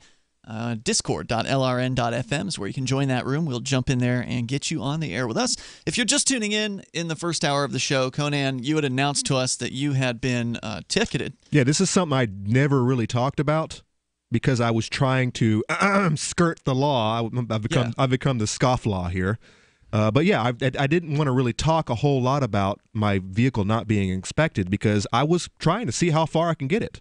How many years? How many miles? I went over 5 years. Miles, maybe, I don't know, 25,000, 30,000. That's how miles. I counted it before. So like when I got my misuse of plates ticket for having a Shire plate on the back of my car, or the car that I was driving at the time, I hit the tripometer or whatever just to see how many miles it would be before I actually got pulled over. It was 2,950 miles. Yep. Before I finally got ticketed. But the last time I tried it back in like 2007, it was only 30 miles. So you never know how long it's going to be. But anyway, you got a ticket for not inspecting your vehicle, which is required supposedly by the statutes here in New Hampshire. You'd gone for 5 whole years. And Jack in Arizona did stick with us here. He's pretty upset about it. Jack says that, you are a bad guy, Conan. And he says I got what was coming to me. And that you ought to move somewhere else if you don't like the laws here. Now, Jack, I don't want to put words in your mouth, but would you say that's a pretty accurate summary of what you said? That's very accurate. I think that, I'm not in favor of all these laws either, okay? And there's a lot of laws here that I don't particularly agree with. But if I don't like them, there's lots of other places you can move.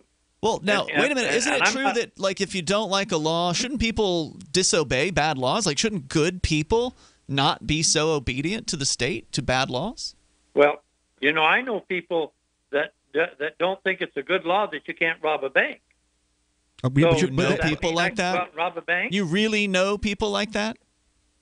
Yeah, I do. Wow, you hang out with some really unsavory characters. Never met apparently. that person, but we're talking about a crime where there's actually victims involved.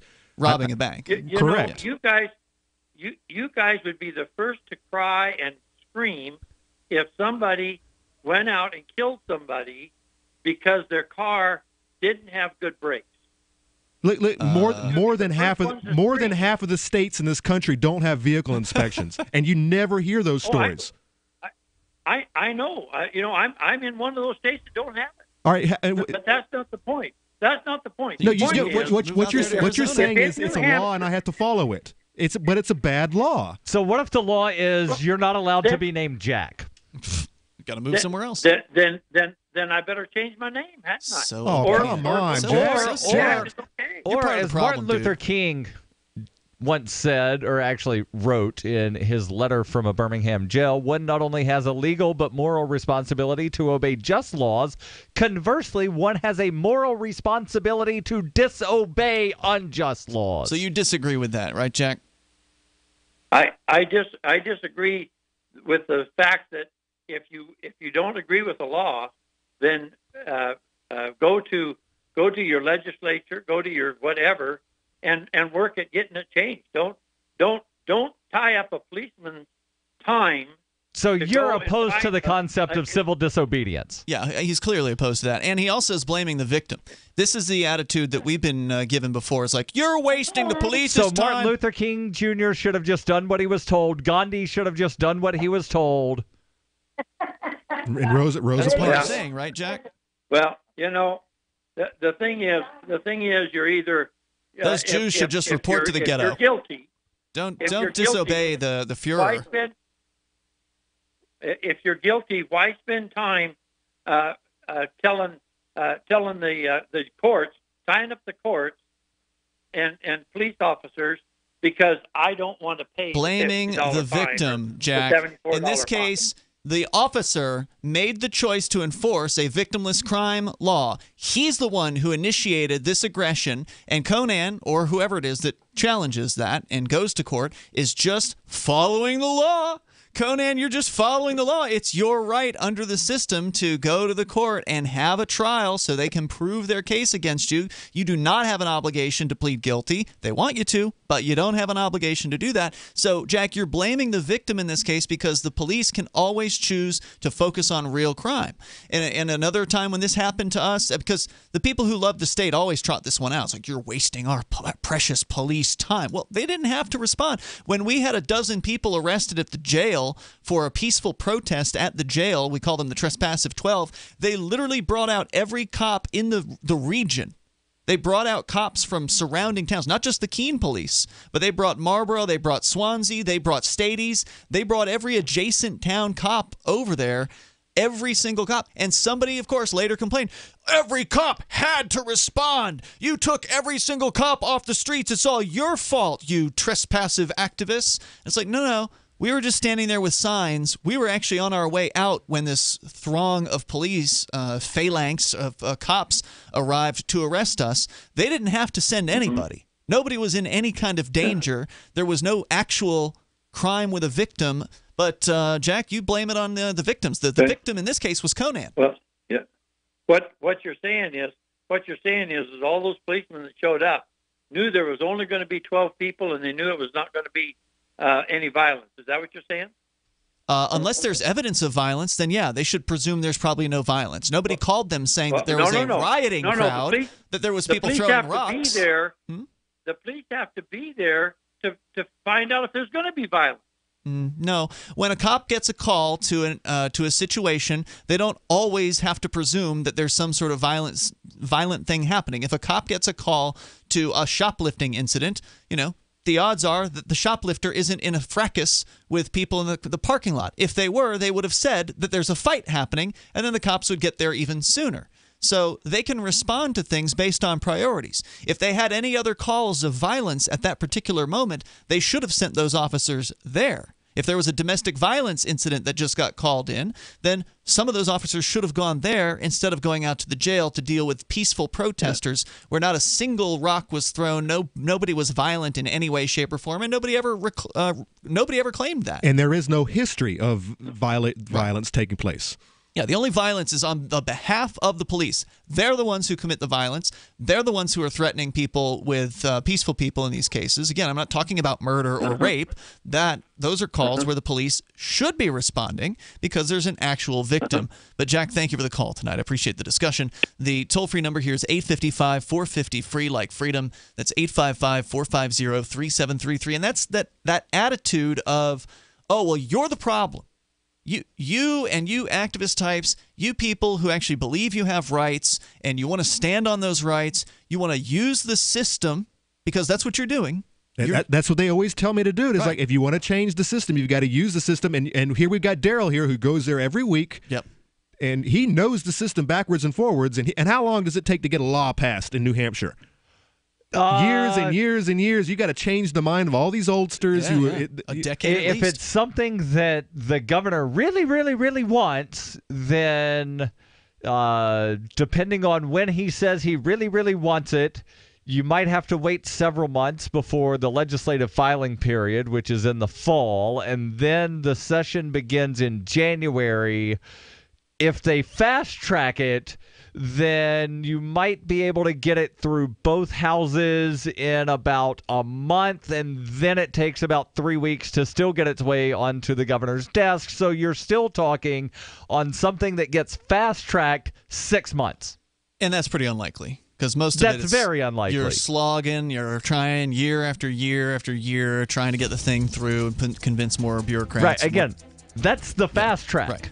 The regular track, it took, about 15 years to get something they call cannabis decrim? Right, and then when they passed the medical pod, it took 4 years to actually implement the thing. Yeah. The toll-free number is 855-450-FREE like freedom, 855-450-3733, and a sick lady, a dying woman, had to sue them in order to do it.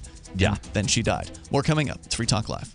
This is Daryl W. Perry, host of Free Talk Live. This November, I'll be running in the world's biggest and most popular marathon, the New York City Marathon, and I've accepted a spot on Team Innocence Project because I'm a passionate supporter of their work. Since 1989, 353 people in the United States have been exonerated by DNA testing, including 38 who pled guilty to crimes they did not commit, and 20 of whom served time on death row. The Innocence Project provided direct representation or critical assistance in 180 of these cases. With your help, the Innocence Project can help even more people who have been wrongly convicted. As part of Team Innocence Project, I'm raising awareness about wrongful convictions and raising funds to help free the innocent. I've already paid the race registration fees. However, to secure my spot on Team Innocence Project in the New York City Marathon, I need to raise $3,500 by November 1st. You can support the Innocence Project and help me secure my race entry by going to run.freetalklive.com.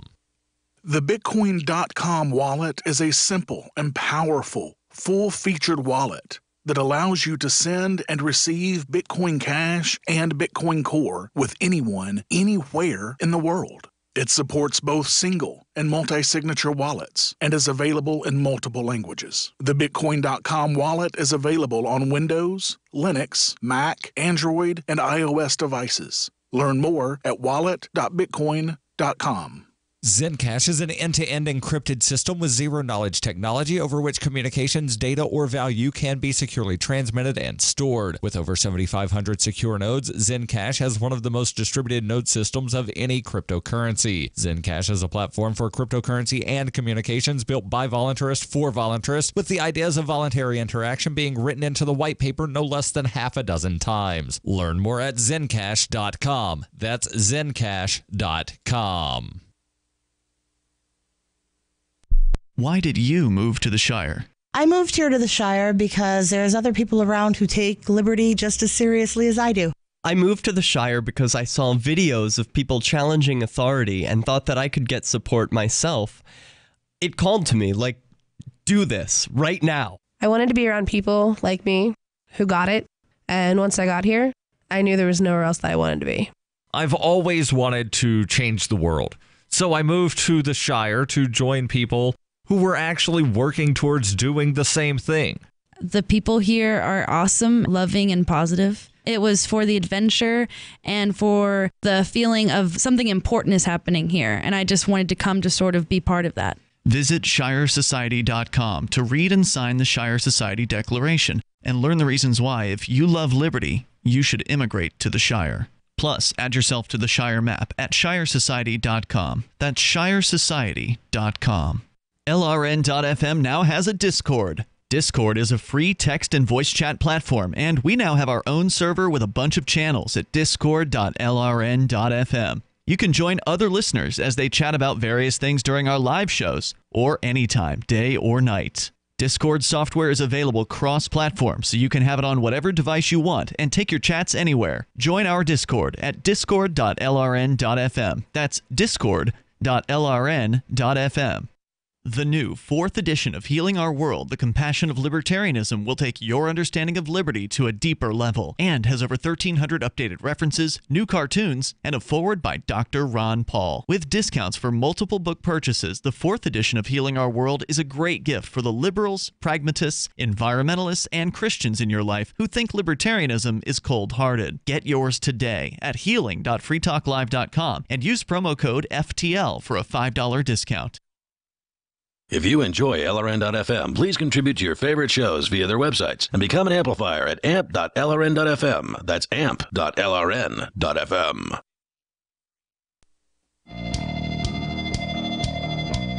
This is Free Talk Live. Dial toll-free to join us on the radio. Bring up what you want. Our number is 855-450-FREE like freedom. That's 855-450-3733. And Skype on in here.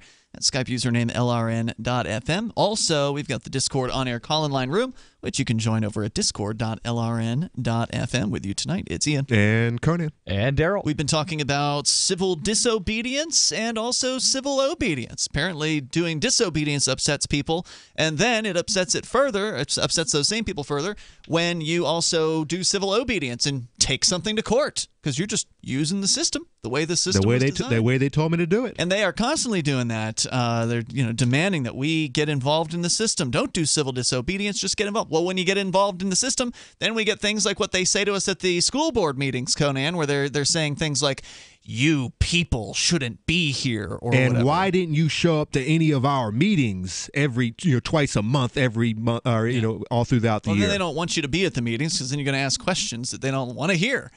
So they actually don't want you to get involved in the system. They would really prefer if you just did what the caller suggested and leave and go somewhere else and stop bugging them with their system. But then if you try to leave, depending on which jurisdiction you're trying to leave, you might not be allowed to.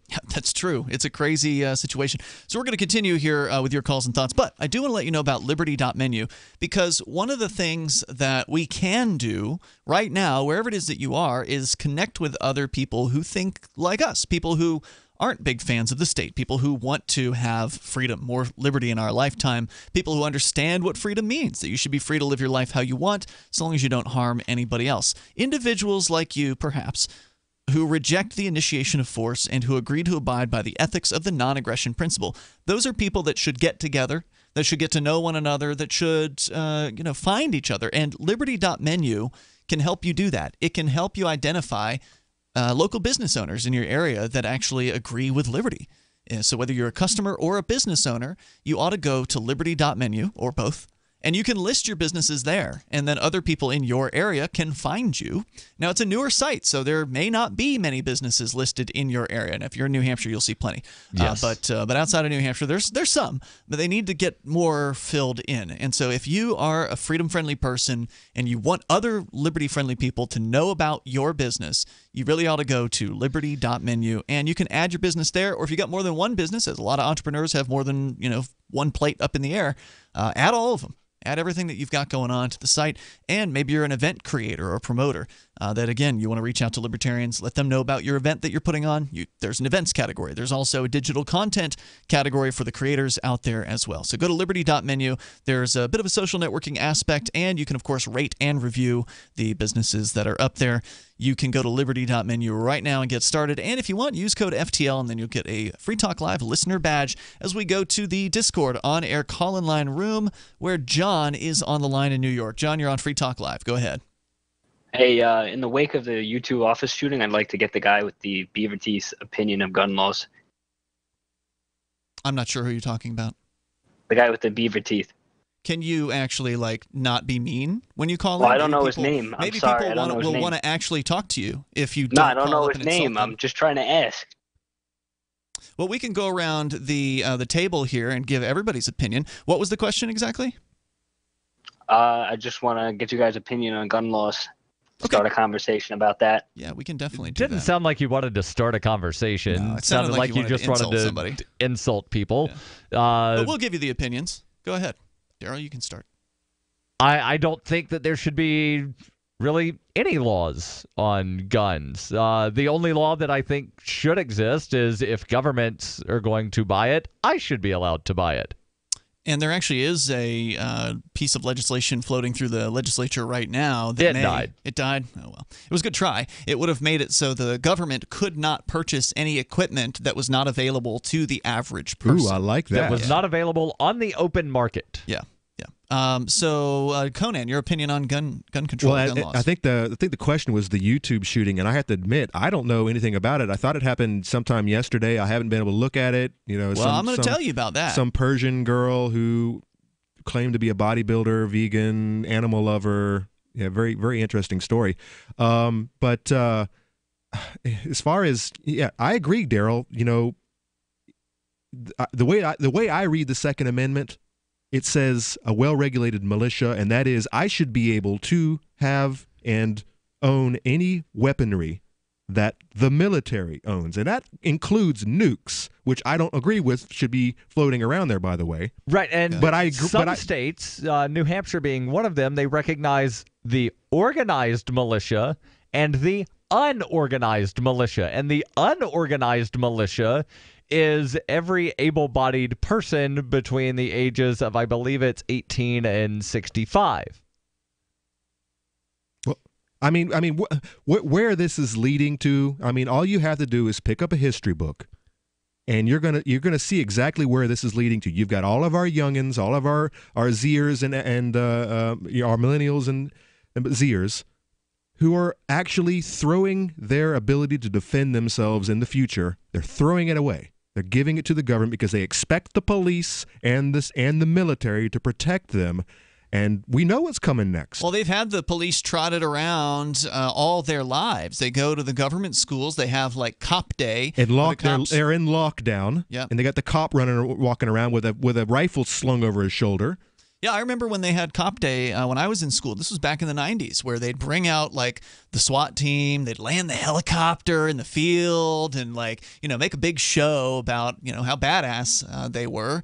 And all of that is kind of, and then of course earlier on when you're in elementary school, they got the DARE program, and they're always trotting around the cops as though they're out there to protect you and keep you safe. And of course, then when you become a teenager, they start arresting your friends for things that don't involve a victim. That's when the facade begins to crack. But obviously, these teenagers haven't had enough of that happen to them. No, they haven't. They haven't seen enough fire and fury to know what real pain is going to feel like when it actually comes, and it's coming. Because I'm sorry, history is cyclical, and it's going to happen, and you're going to have a bunch of millennials and Zers who aren't going to be able to protect themselves, and at a time when most of these kids are going around touting that their president is Hitler, at a time in our who also history, took guns away, and who also took guns away, in a time in our history, this is when you should be wanting to stockpile to protect yourself from your supposed Hitler president, right? And start talking about secession too, because if Hitler does go ahead and start taking guns away, or they pass some sort of crazy restrictions at the federal level, then maybe there's going to be some neighbors of ours that are going to be more open to secession than they would have been previously. Has our caller ever mentioned why? Where do you stand on gun control? I already disconnected him. Yeah. He asked his question. We answered his question, and that was that's how I feel about gun control. I don't think it should exist. So I mean, if those callers didn't have a history of screaming into their phone or saying words they're not supposed to say, I might have considered holding him on. But then again, he opened with an insult, so I wasn't that interested in keeping him around for the conversation part. Again, you get the respect that you put out there, and if you are going to treat other people like they're human beings, including the hosts on this show, you'll get treated like that too, and we'll keep you on. We'll talk about whatever you want, because guess what? It's Free Talk Live. That's true. So you said, Conan, you didn't know a whole lot about the shooting at YouTube. I've got some information about the shooter. It's a woman this time. Uh-oh, and she's Persian. And she had a handgun this time. And she's a vegan. Yeah, that too. And she doesn't do CrossFit. There's more on the way. This is Free Talk Live.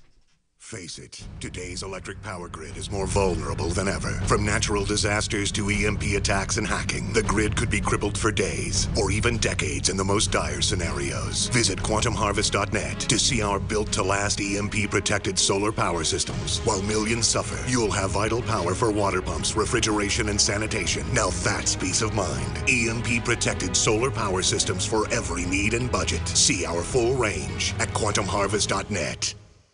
Fully cooked, ready-to-eat bacon. I'm talking thick, meaty, center-cut presidential bacon. Savory and delicious. I buy some, I use some, I store some. Awesome. No refrigeration needed with a 10-year shelf life. NASA pack technology. Bacon. Fully cooked, fully hydrated, ready to eat right from the packed bacon or warm and served. Life-saving, ready-to-eat bacon. 10-year shelf life bacon. Ships free at fullycookedbacon.com. Fullycookedbacon.com.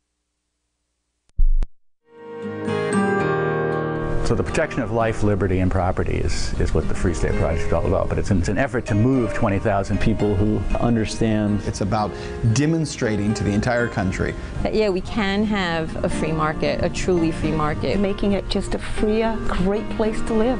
It's the world's largest voluntarist libertarian community, and it's only getting bigger. That's amazing, to be able to move to a place where other people passionately believe in being free and independent. What the Free State Project is managing to do, though, is to put their money where their mouth is. It's physically getting up across the country and saying, let's go someplace and let's demonstrate the power of these ideas. There's a lot of kind of philosophy that surrounds liberty. There's a lot of thinking about it and talking about it. But here in New Hampshire, people are doing it.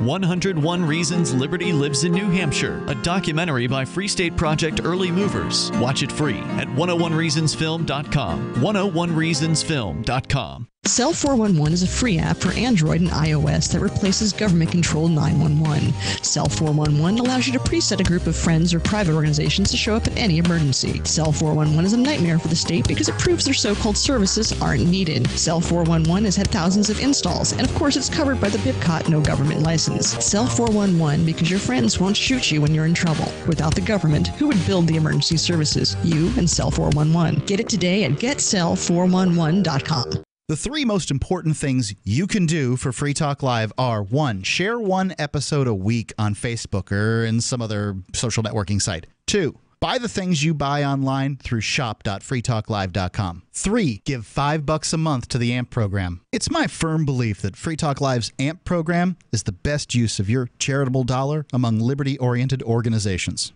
Support all the organizations you love, but make sure you give $5 a month to AMP at amp.freetalklive.com. You can't win if you don't enter, and you actually can improve your chances of winning a prize drawing if you wrinkle up your entry blank.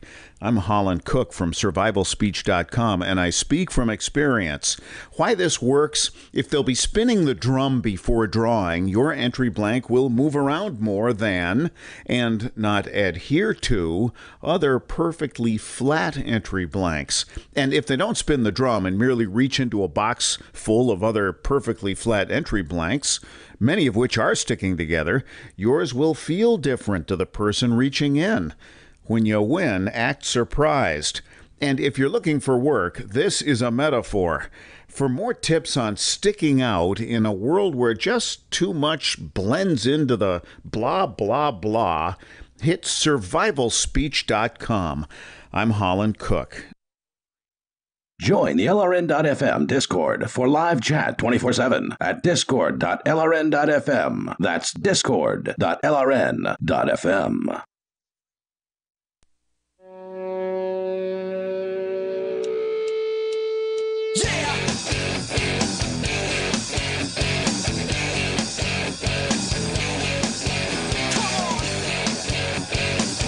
This is Free Talk Live, and you can bring up anything that you want. The toll-free number here is 855-450-FREE, like freedom. That's 855-450-3733. SaveItPurse.com. That is where you can go if you want to save big time on your purchases at Amazon. And no joke, you can really save 20% easily on pretty much anything. You can try for more or less if you want. The more you want to get off, discounted off the price, the longer it might take to fulfill the order. So keep that in mind. So if you're not in a rush at all, just try it at 33%, which is the maximum discount. See if somebody bites on it. Basically, what you're doing is, the trick is you have to have Bitcoin. So you put your Bitcoin up into an escrow, based on whatever the price of the item is. And then essentially the discount you want off your item, so let's say it's 20%, is what the person who ultimately buys that item for you and sends it to you as a gift has to pay in addition to the market price of Bitcoin. So that person is willing to pay 20% more for the cost of a Bitcoin in order to get Bitcoin through this site, SaveItPurse.com, SaveAtPurse.com. Now, why would somebody pay 20% more than the cost of a Bitcoin? Maybe they don't want to, identify themselves. Maybe they live in another country and, it's just a way for them to easily get Bitcoin because it's not available. They don't have a Bitcoin vending machine or something like that. There's no Coinbase there that they can easily sign up with. Could also be people that wind up, for various reasons, earning Amazon credits. Correct. And they can't necessarily use those where they live. Or, they don't need anything on Amazon. So they have these credits, and if they spend them through SaveItPurse.com, they can get you an item and they can get Bitcoin instead of those credits. So it really works, and it works well. I've used it for more than 3 years now, I think. Have saved a couple $1,000s on well over 100 purchases over time. So it's money that these are things I would have bought anyway. It's just that I can save now big time. So I got the most recent purchase finally after probably close to a decade, my activist backpack that if you've seen videos of me, I frequently have this thing on because it carries a lot of stuff. I can carry a laptop, I can carry a video camera, I've got flyers, pretty much everything I need for being somewhere doing activisty things, I can fit. The only thing I can't put in that bag is a tripod. Like everything else, I can pretty much put in that bag. And after close to a decade of just wear and tear, finally one of the zippers got torn off, and one of the security agents finally did the rest of the job. The zipper was kind of going, and the security agent at the courthouse last week really just destroyed it. And so I don't have anybody around who's a sewing seamstress or whatever, and so I just figured, you know what, I'm gonna go see if that same bag's available.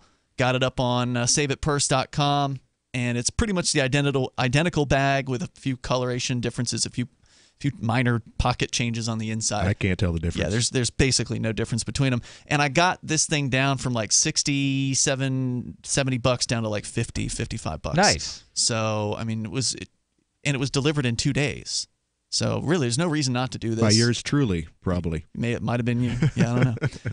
But yeah, it's awesome. It works really well. Save at Purse, saveatpurse.com. You go there and save big time on the things you want to buy. So we go to more of your calls and thoughts. Also, we'll talk about the shooter, Nasim Agdam, the 39-year-old female shooter out in California at YouTube headquarters yesterday.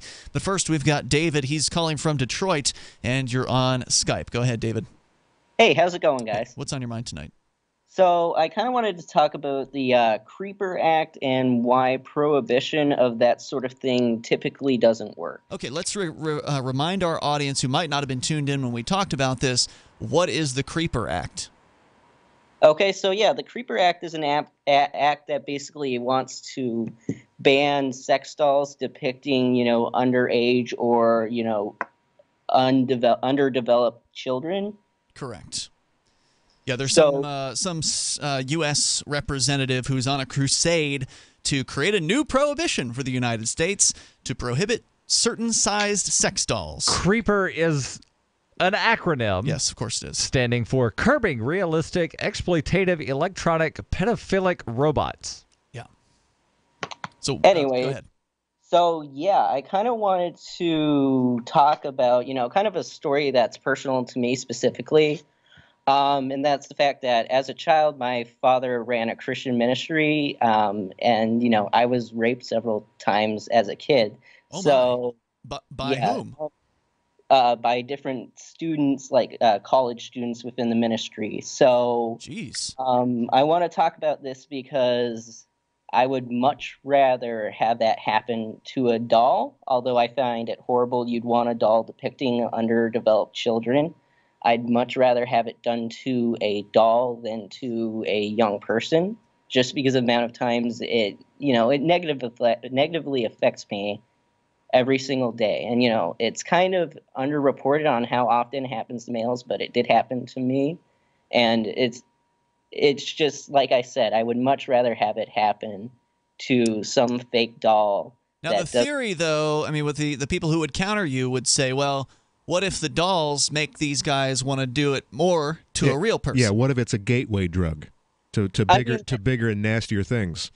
That's a valid point, and I think the only thing I could counter with, without kind of researching and looking into it, is that pornography has reduced rape in the past. There's statistics available. Well, correlation isn't necessarily causation, is it? Or is there a way to prove?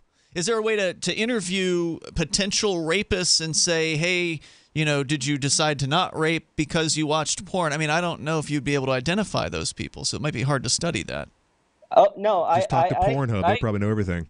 I just think that that's kind of a reasonable argument. I'm not a psychologist, Yeah.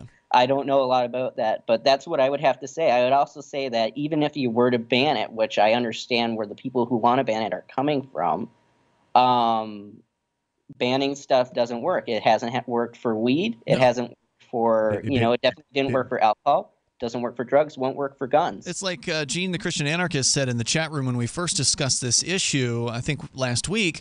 Well, okay, so they banned small childlike dolls, so now the sex doll companies are going to release a 36-inch alien doll, or something like that. They'll always find a way around a law. Midgets. Or a detachable head, and you'll have to buy the head that you want on the black market.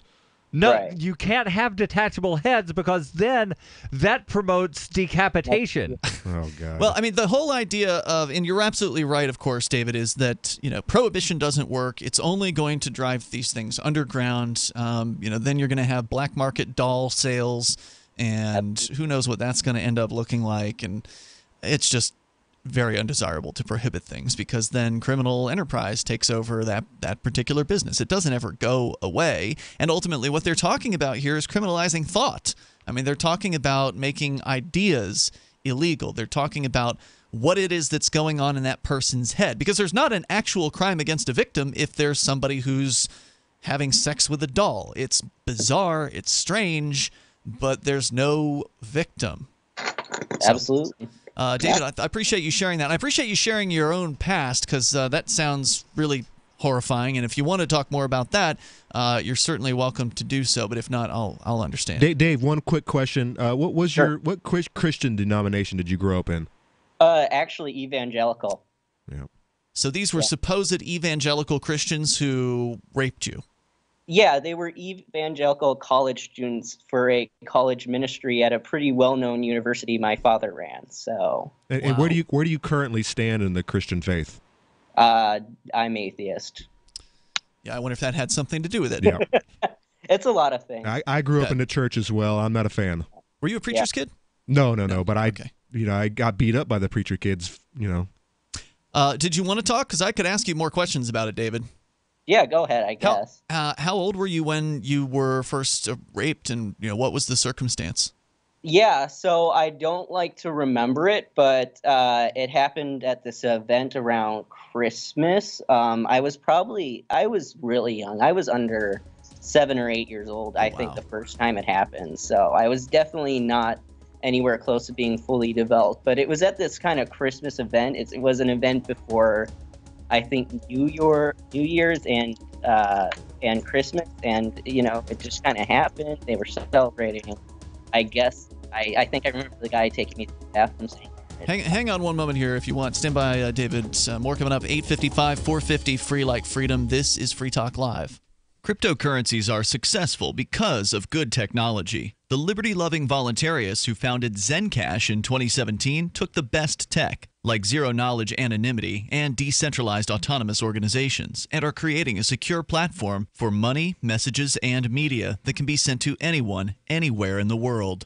Zencash is a cryptocurrency dedicated to peace, anonymity, and decentralization. Find out more at zencash.com. That's zencash.com. What's more profitable, running your business or doing bookkeeping? Doing your business, of course, but you want to keep your books so that you can maximize your tax savings, right? What if I told you that there's a person that's a bookkeeper, accountant, and law school graduate that's also a hardcore libertarian? My name is Melanie Johnson, and I hate the state. I will aggressively help you to minimize your tax exposure and maximize profits, all while staying within the law. Melanie's your best choice for your taxes and bookkeeping needs. Go to tax.freetalklive.com and check out our website, tax.freetalklive.com. Healthcare reform is confusing. With the loss of the Obamacare mandate, those needing help can now choose an affordable alternative. By joining Liberty HealthShare, you're part of a community of health-conscious Americans all over the country who control their own healthcare costs and choices. Liberty HealthShare is not insurance. It is an association of self-pay patients who unite with like-minded people to share the cost of their medical needs. Neighbor helping neighbor. Learn more now by going to libertyoncall.org. That's libertyoncall.org. Water is the single most important thing your body needs, so you want to be sure it's the best for you and your family. Since 2005, thousands have depended on Berkey purified water. The Berkey Guy provides the lowest priced filtration systems in every size for incredibly delicious water now and in an emergency. Get to GoBerkey.com or call 877-886-3653. 877-886-3653. GoBerkey.com. Free Talk Live. I did all this construction. Well, I had the inspector come through, and he tells me it looks really good, but I think it looks better with Mr. Hamilton. I go, excuse me? He grabs a sledgehammer, and he just starts tearing the place apart. He says it'd be better with Mr. Hamilton. He was looking for payoff. A $10 bill? The guy was crazy. He went into my kitchen, and he asked for Mr. Lincoln. I don't think I believe you. My mother left me a porcelain doll collection that he just went to town on. And this is the problem with having to have inspections. Thanks for the call, man. No, that was believable at the very first point. The guy was asking for Mr. Hamilton. How about Mr. Alexander Franklin? Hamilton is on the front of a $10 bill. I mean, I'm like, holy crap, he's banging holes in the wall for a $10 bill? Free Talk Live, 7 nights a week from 7 to 10 Eastern, live on the Liberty Radio Network at LRN.FM. Did you know you can watch Free Talk Live during our live show 7 days a week from 7 to 10 p.m. Eastern via our studio cams at cam.freetalklive.com? Plus, you can chat with other listeners while you watch, all totally free. Now that our live video stream is hosted by YouTube, our video archives will be online even faster, so be sure to subscribe to our YouTube channel. Listen, watch, and chat all free at cam.freetalklive.com. That's cam.freetalklive.com. We've all heard about blockchain assets like Dogecoin, Ether, and Ripple. Bitcoin isn't the only player in the blockchain game any longer. And for those of us wondering how to get our hands on these digital assets, finally, there's a solution. Shapeshift.io allows you to buy and sell between your digital assets and Bitcoin instantly between your own digital wallets. I've used it with ease. Shapeshift.io. There's no account or email address needed. You send them the crypto you want to sell. They send back the crypto you want to buy. It's that easy. Shapeshift.io. You're listening to the best liberty-oriented audio streamed around the clock, on the air and online. This is the Liberty Radio Network at LRN.FM.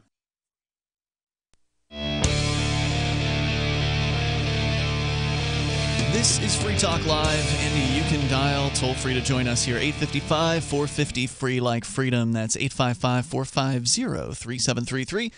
You can take control of the airwaves, bring up what you want. Still, we got to talk about this YouTube shooter, the woman who showed up at YouTube yesterday and started blasting and then ultimately killed herself. Obviously, now people have had a chance to learn a little bit more about her and what she believed. We'll tell you more about that coming up here in moments. With you in the studio tonight, it's Ian. And Conan. And Daryl. Don't forget to support us online by becoming a Free Talk Live amplifier. It's $5 a month. If you like what we do on Free Talk Live, talking about freedom, 7 nights a week, live on 180 radio stations, 2 satellite signals internationally, and online, of course, as well. If you appreciate that, then you want to support the show for $5 a month, cost of a fancy cup of coffee.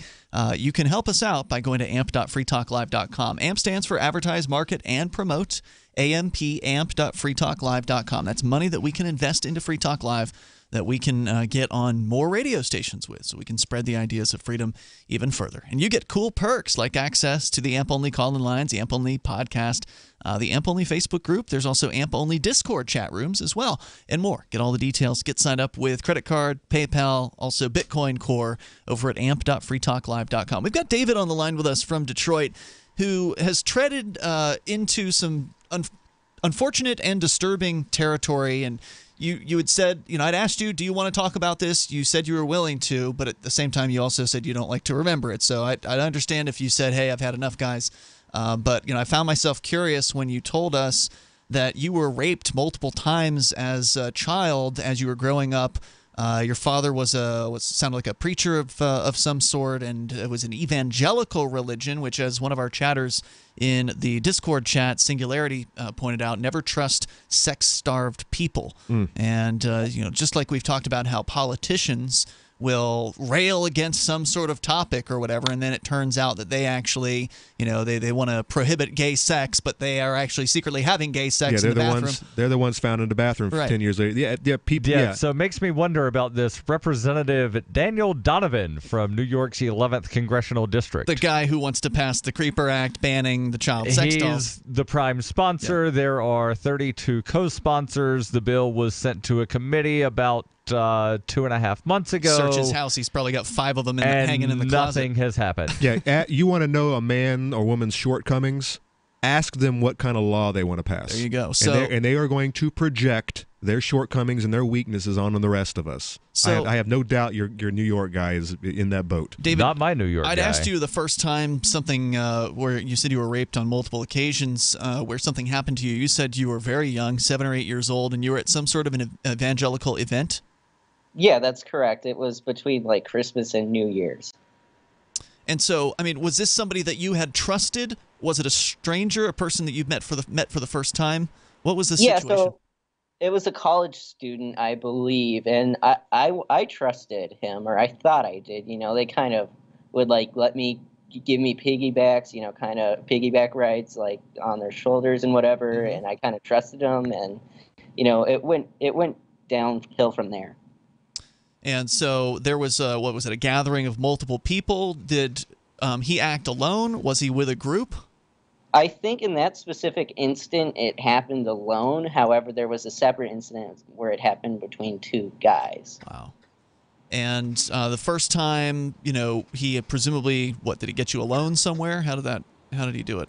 Yeah, he wanted to talk to me in the bathroom, I believe it was. I don't really remember exactly, but I just remember it going downhill from there. Wow. David, did you ever come out to your parents about this incident? That was going to be my question. Did you tell your dad? I actually haven't. I kind of. Oh wow. Yeah. So I mean, Were you afraid to talk? I don't want to talk about it with them. I have a pretty good relationship with them for one of the first times, So I don't really want to kind of compromise that. And But back then, I mean, when it happened to you, Oh, did you when know it that was wrong? I mean, at the time, were you aware that shouldn't have happened? And I just didn't really understand what happened really until I was 18 or 19. So I've only really understood it for 5 or 6 years. I mean, it's really kind of unfortunate. So it wasn't that you weren't afraid of this person or afraid of what your dad might think. You just didn't even know what had really occurred. Right. It kind of took a lot of therapy to decompress and figure out what happened. Now, when did you go to therapy? I mean, if your parents didn't know about this, did you check yourself in as an adult? Yeah, as an adult, the college I was attending, had kind of free therapy. So I kind of took advantage of that and went from there. Well, what did your therapist recommend doing as far as talking to your parents and your relatives about this?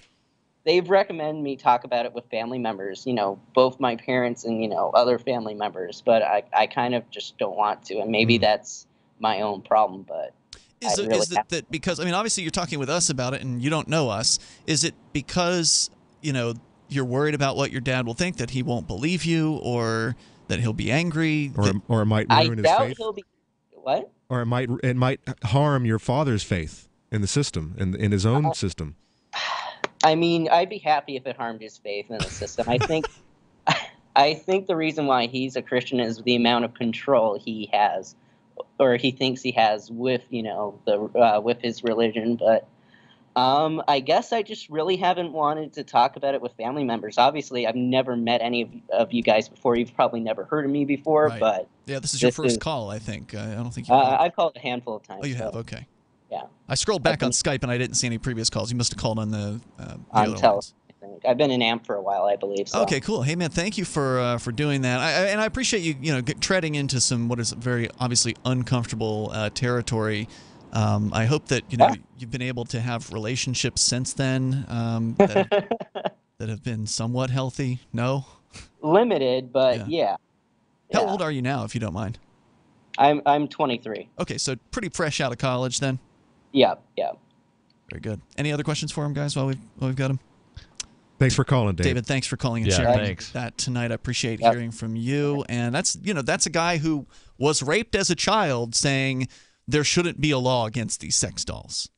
And in fact, Daryl, you actually took a closer look at this Creeper Act legislation and where it sits in the U.S. Congress right now. And it was your estimation that this probably isn't going to get off the floor? I don't think it's ever actually going to wind up getting out of committee because it's been sitting in committee since January 22nd. There are huge numbers of bills in Congress that wind up getting introduced. They go to a committee because it has to go to a committee. But in Congress, there's no requirement that the committee ever actually do anything. Unlike here in New Hampshire, Where they have to work on every bill. Every bill in New Hampshire must have a committee hearing. The committee must have a recommendation. And that's somewhat unique to where most states don't require that. But is that because we have 400 plus representatives and there is actually the people available to work on these bills? No, it's because the legislative rules say that all of the bills have to have hearings. I mean, Somebody could change the rules to say that hearings are at the whim of the speaker. Well, we know how long that's going to take. We've been talking about it all night, about how long it takes to get the silly laws changed. No. House rules are different from laws. Actual legislation. Gotcha. But they still had to vote on the House rules, right? Correct. And there's only certain times of the year that they can vote on those. So they're different in that the governor can't veto a House rule change. Correct. But ultimately, the full House does have to vote on the rule change. Correct. Okay. But the Senate doesn't have to weigh in. It's just the House has its own rules and the Senate has rules, or do they have the same rules? They have separate rules. Gotcha. Just like the rule that you can't hear or you can't have the same piece of legislation 2 consecutive years during the same biennium. Mm-hmm. That's a House rule. The Senate has its own version of that rule. I see. So if the House were to pass something that the Senate says is too similar to something that they heard a year ago, the Senate could say, we're not going to hear this because you're violating Rule X that says you can't do the same thing 2 years in a row in the same biennium. Now, what about the one rule that affects the whole House where they lock the damn doors? Is there like a bipartisan or a bi-House/Senate committee that decides on those things, or is the full who decides on that? Because, like, you have to go through the damn front doors now, and it's been like that for 5 years or something. It used to be you could go through any door you want. I believe that was the speaker that, like, unilaterally did some kind of something.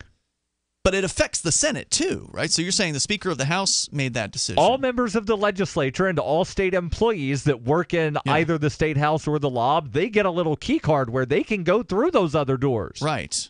Sure. So it doesn't affect the Senate. It affects us. The people. Right. But it's interesting that the House person would be able to make a decision like that if the Senate can't weigh in on that. Anyway, that's, to me, one of the most annoying or at least, things. As it was explained to me, that was a decision by the speaker. Hopefully, at least in New Hampshire, we don't have a damn metal detector. Some places you can't even. Not yet. Yeah. You can walk in with a gun, open carrying into the State House here, and that's totally fine. Or your town office. But you have to go through the damn front door now, and it's super annoying, especially when it's cold and icy out. Like, you want to go into the closest door. You can't do that. More coming up. It's Free Talk Live. It's about time something new came along for better selling and buying online. And I found it. What now, Marge? It's buysellmakeoffer.com. Never heard of it. It's a brand new company. That's why you've never heard of it. It's the newest and best way to sell any products online. I did all the research. Sell my car? Yes. Our home? Yep. My golf bag? Your golf clubs. All of them. How about your purse collection hoard? Hey, now. You said any product. Right. I did. We get 30 days free. Really? Packages starting from only $9.95. And buysellmakeoffer.com will never charge item fees ever. Never. And this is cool. Listen to this. You can even use Skype or video to show your items. That's cool. Yes. All we have to do is go to the website, sign up, and then load our stuff to sell. I love this site. Buysellmakeoffer.com. Buysellmakeoffer.com. You got it? Buysellmakeoffer.com. Buysellmakeoffer.com. Better selling, better buying. When you hear the word lobbyist, you probably think about greedy corporations, but not all lobbyists are the same. Some are fighting for the freedoms you hold dear. Liberty Lobby LLC is doing just that in New Hampshire, working hard to represent you, not some special interest group. You can help by going to libertylobby.info, where your contribution will give us the tools we need to ensure that your voice is heard. Visit libertylobby.info today to find out more. Did you know we've taken our LRN.FM telephone listen line to a new level with the LRN.FM audio on demand line? Now you can call 712-770-8447 anytime and listen to LRN.FM's live feed. And you can listen to a bunch of our original shows on demand. Long distance fees may apply. Just dial 712-770-8447 and choose from the menu. 712-770-8447. You're listening to the live edition of Free Talk Live. Hour number 3 is next after the news here on the Liberty Radio Network at LRN.FM. From Keene in the Shire, the Liberty Media capital of the world, this is Daryl W. Perry, host of FPP Radio News for Wednesday, April 4th, 2018. Silver is trading at $16.61 per ounce. Gold is valued at $1,341 per ounce. Zencash is trading at $21, and the average price of Bitcoin is $7,330. Antiwar.com reports a little over a week ago a car bombing killed 20 civilians outside a sports stadium in Lashkar Gah. This is an unfortunately common thing to happen in Afghanistan, but appears to have started something very unusual: peace protests. 2 Helmand districts, along with multiple Afghan cities, are reporting hundreds of demonstrators holding sit-ins at several sites, calling for an immediate ceasefire and peace talks between the Afghan government and the Taliban. Some of the early protesters organized a hunger strike amongst themselves, saying they won't eat until there's at least 2 days of ceasefire. It's not clear how big a portion of the demonstrators are hunger strikers, but there seems to be a number of them in the Helmand province. The Taliban has acknowledged the peace protest already, issuing an initial statement saying that protesting the Taliban would not do any good and demonstrators should instead protest at U.S. bases, since it's the U.S. that has been keeping the war going. The U.S. invaded Afghanistan in late 2001. While the Taliban has expressed openness to peace talks in recent months, the U.S. has said they are no longer willing to talk at this time.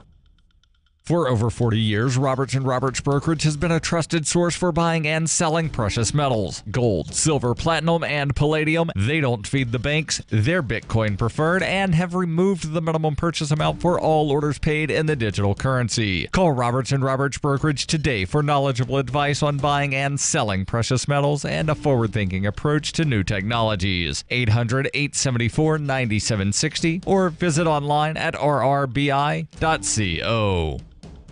UPI reports the California Supreme Court on Monday upheld a controversial state law that allows law enforcement officers to take DNA from anyone who's arrested or charged with a felony. In a 4-3 vote, the court ruled in favor of the law, which has allowed California law enforcement officials to create a DNA database of tens of thousands of people who were arrested but never charged or convicted. The law was challenged by privacy advocates, including the Electronic Frontier Foundation, which argued the state's constitution prohibits the collection of DNA from arrestees because of the severe impact DNA collection has on our right to privacy. But the case had several other components, and Justice Leandra R. Kruger, who voted to let the law stand, said the DNA collection could still be challenged. The 3 judges who voted to strike down the law said the case was an opportunity to get rid of a program that allows the state to retain and search a DNA database full of people who were never convicted of a crime. Zencash is the world's first private, distributed, and reliable platform for communications, transactions, and publishing. Zencash has the ability to use both transparent and shielded transactions, with shielded transactions using zero-knowledge proofs. Zencash features global governance with inclusive decision-making, reliable funding for continuous improvements, and documentation and wallets in many languages that are available for Linux, Mac, Windows, and Android devices. Learn more at zensystem.io. That's zensystem.io. Reuters reports a group of U.S. states and cities sued the Trump administration to stop it from asking people filling out the 2020 census form whether they are U.S. citizens. The lawsuit filed by 17 states, Washington, D.C., and 6 additional cities challenged what they called last week's unconstitutional and arbitrary decision by the Department of Commerce, which oversees the Census Bureau, to add the citizenship question. It was also a fresh challenge to what New York Attorney General Eric Schneiderman, at a press conference announcing the lawsuit, called the administration's anti-immigrant animus. All of the states bringing the case have Democratic attorneys general. They were joined by New York City, Chicago, Philadelphia, San Francisco, Seattle, and Providence, all of which have Democratic mayors, and the U.S. Conference of Mayors also joined the lawsuit. Another state, California, filed a similar lawsuit last week. When asked for a comment, a DOJ spokeswoman referred to Attorney General Jeff Sessions' April 2nd statement lamenting how California's meritless lawsuit forced it to litigate whether the government deserves an accurate count of who can legally vote in our federal elections. The U.S. Constitution mandates a census every 10 years, which is used to determine the drawing of political boundaries, the allocation of seats in Congress and at the state and local level, and the annual distribution of about $700 billion in federal funding. Critics of the citizenship question say it might dissuade some immigrants and perhaps many citizens from being counted, with a disproportionate impact on Democratic-leaning states. The citizenship question has not appeared on the census since 1950. This has been FPP Radio News. Online at fppradio.com. A new Gallup poll found that the GOP has an overwhelming advantage among young people who look like old men. The poll shows Republicans hold a solid lead among the coveted elderly youth demographic, including 18 to 24-year-olds who wear suspenders and bow ties to class every day. I'm joined by Republican strategist Rob Powell. These are pretty encouraging numbers for the GOP, aren't they? Yeah, of course, it's very encouraging. Millennials who look like they're permanently dressed for boat trips are a rapidly growing segment of the population. And according to the survey, the prematurely aged are also very politically active. Absolutely. Only about 20% of young people vote overall, but there's almost 100% turnout among youth that dress like a dad from a 1950s sitcom. Now, what about the criticism that the GOP only appeals to white men? Not true. We also have a lot of support among sorority girls that wear pantsuits and pearls, paunchy Chinese college students, and we're making inroads among African American ham radio enthusiasts. This is the Onion News Network.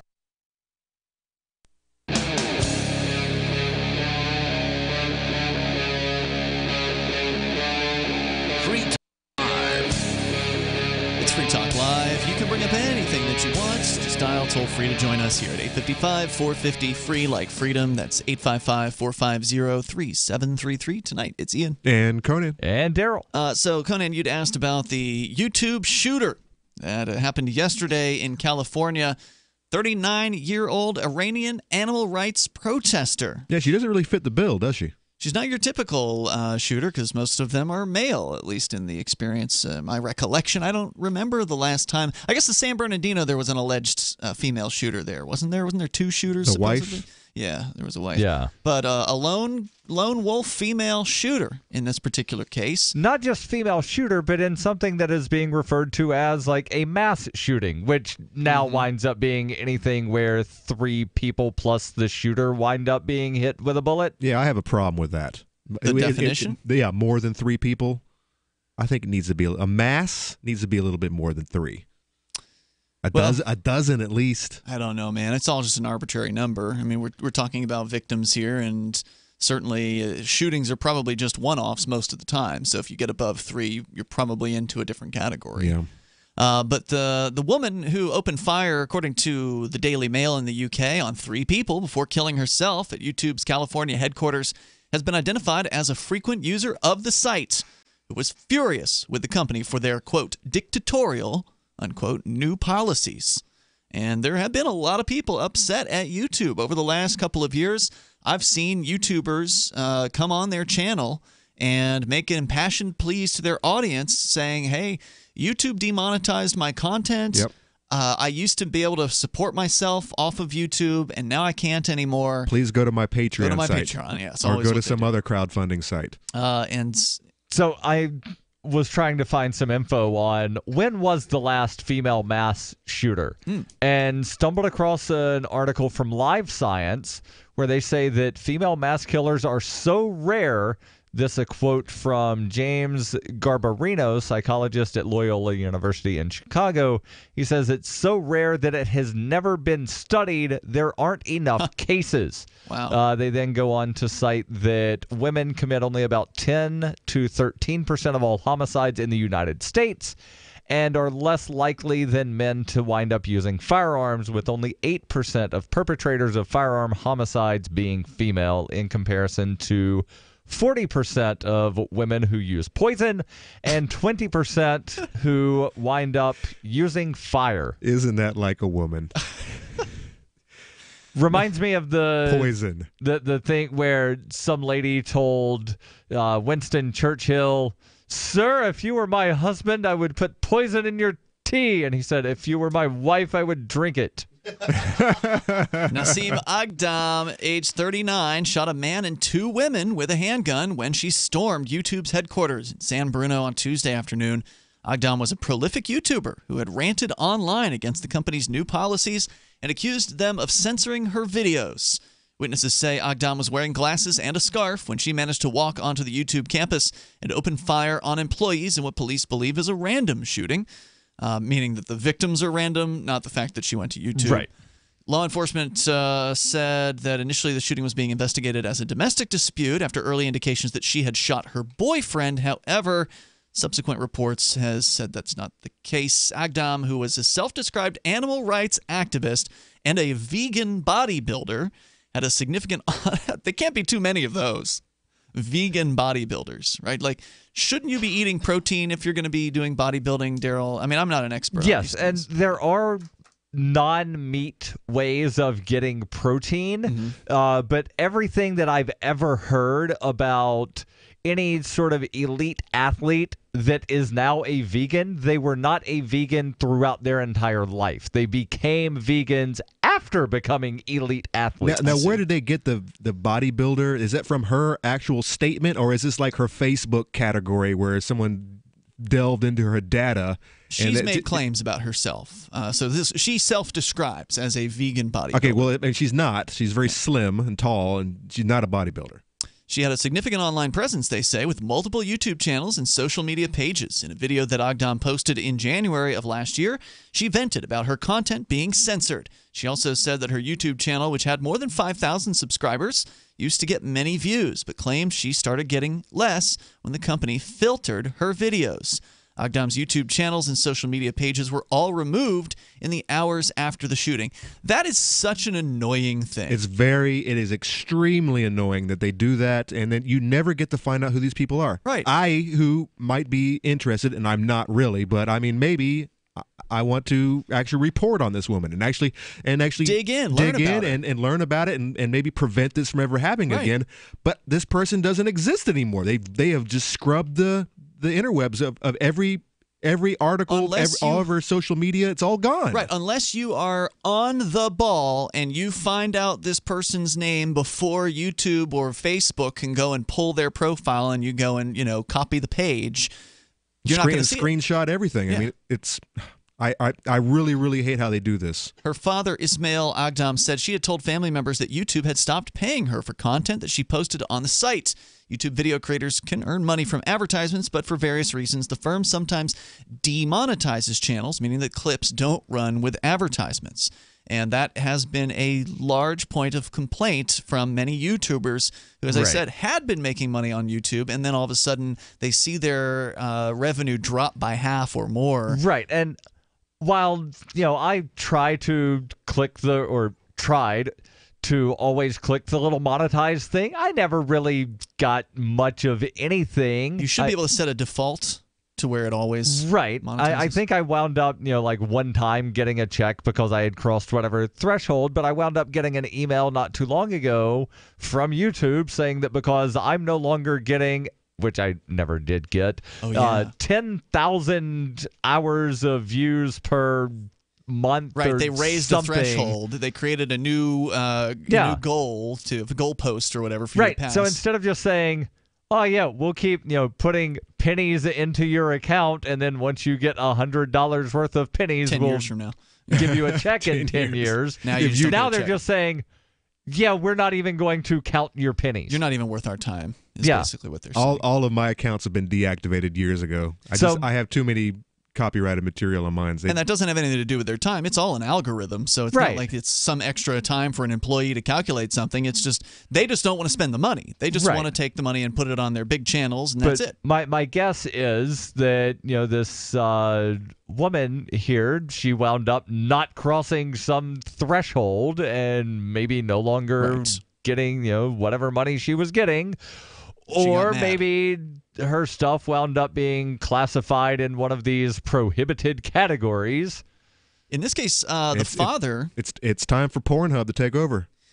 Well, there was one night where we were going to talk about that, but we never actually got to that story. Was that you? I don't even know. No, it wasn't mine, but I don't even know if they're serious. I never read that article. There's some sort of story out there claiming that content creators are putting their content on Pornhub, and I heard recently that there's like some right-winger gun activist. Yeah. I have seen gun video only because I decided I want to go look and see, are there actually gun videos on Pornhub? He's got to do research on the gun article. And there were a good many gun shooting videos.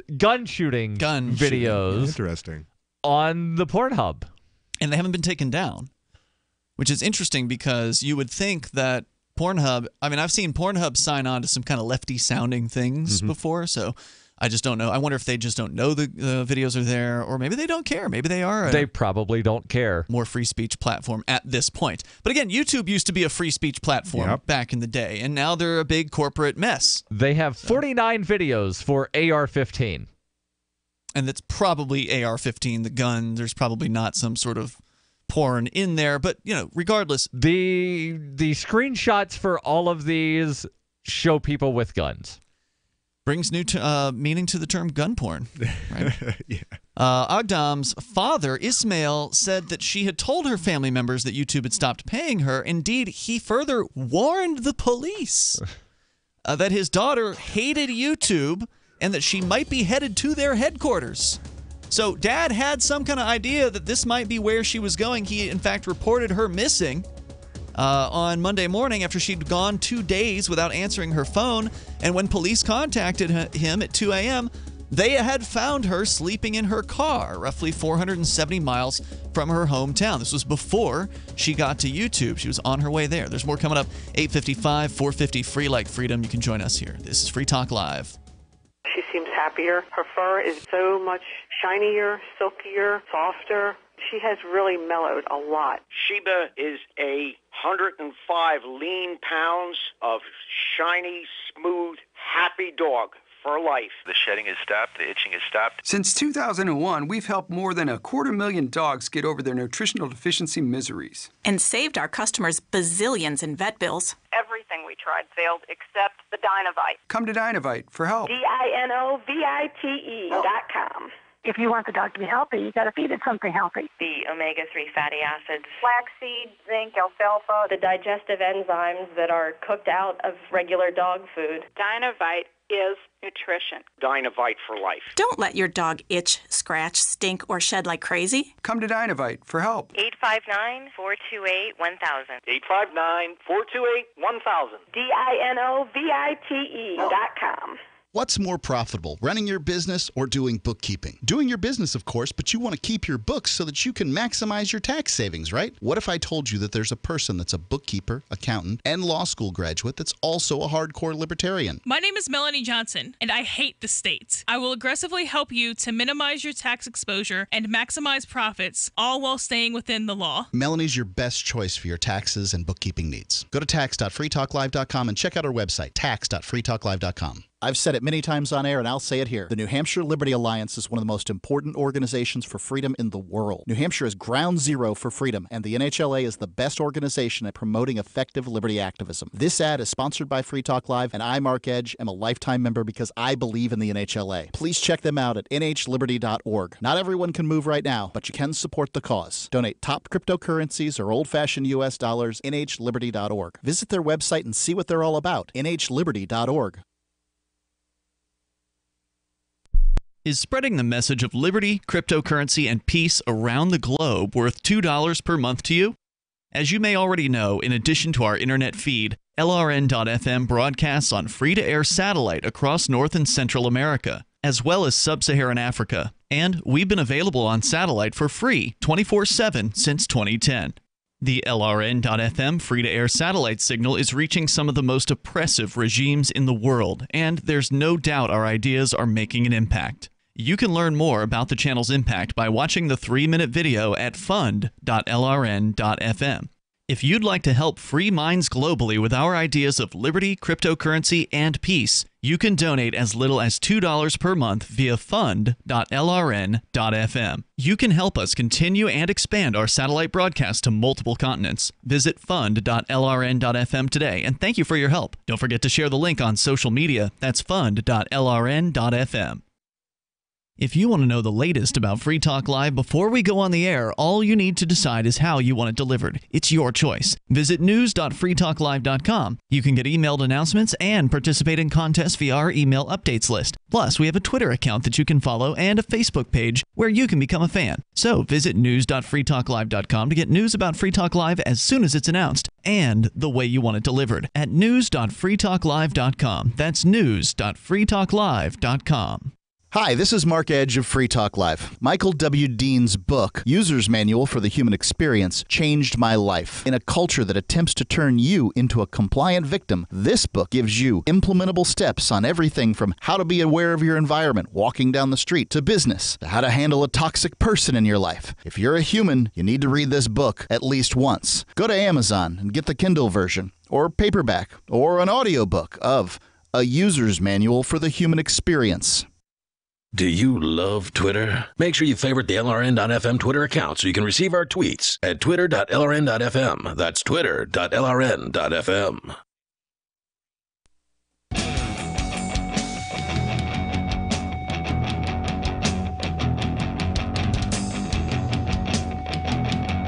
It is Free Talk Live. You can dial toll-free here at 855-450-FREE, like freedom.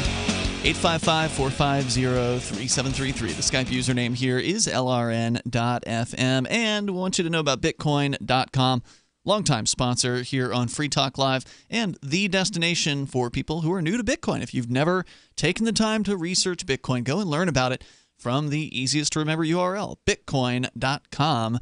You can go there and check it out. And then if you're not so new to Bitcoin and you want to get the latest news headlines, just go to news.bitcoin.com. You'll find them there. Or maybe you want to get involved in mining Bitcoin. They've got a mining pool that you can mine Bitcoin Core, or you can mine Bitcoin Cash. It's up to you over at pool.bitcoin.com. Lots of choices, lots of information. Great site, bitcoin.com. As we continue here, we're looking into the shooter at YouTube, Nassim, who is Nassim Aghdam, 39 years old, shot three people, a man and two women, at YouTube's headquarters yesterday afternoon.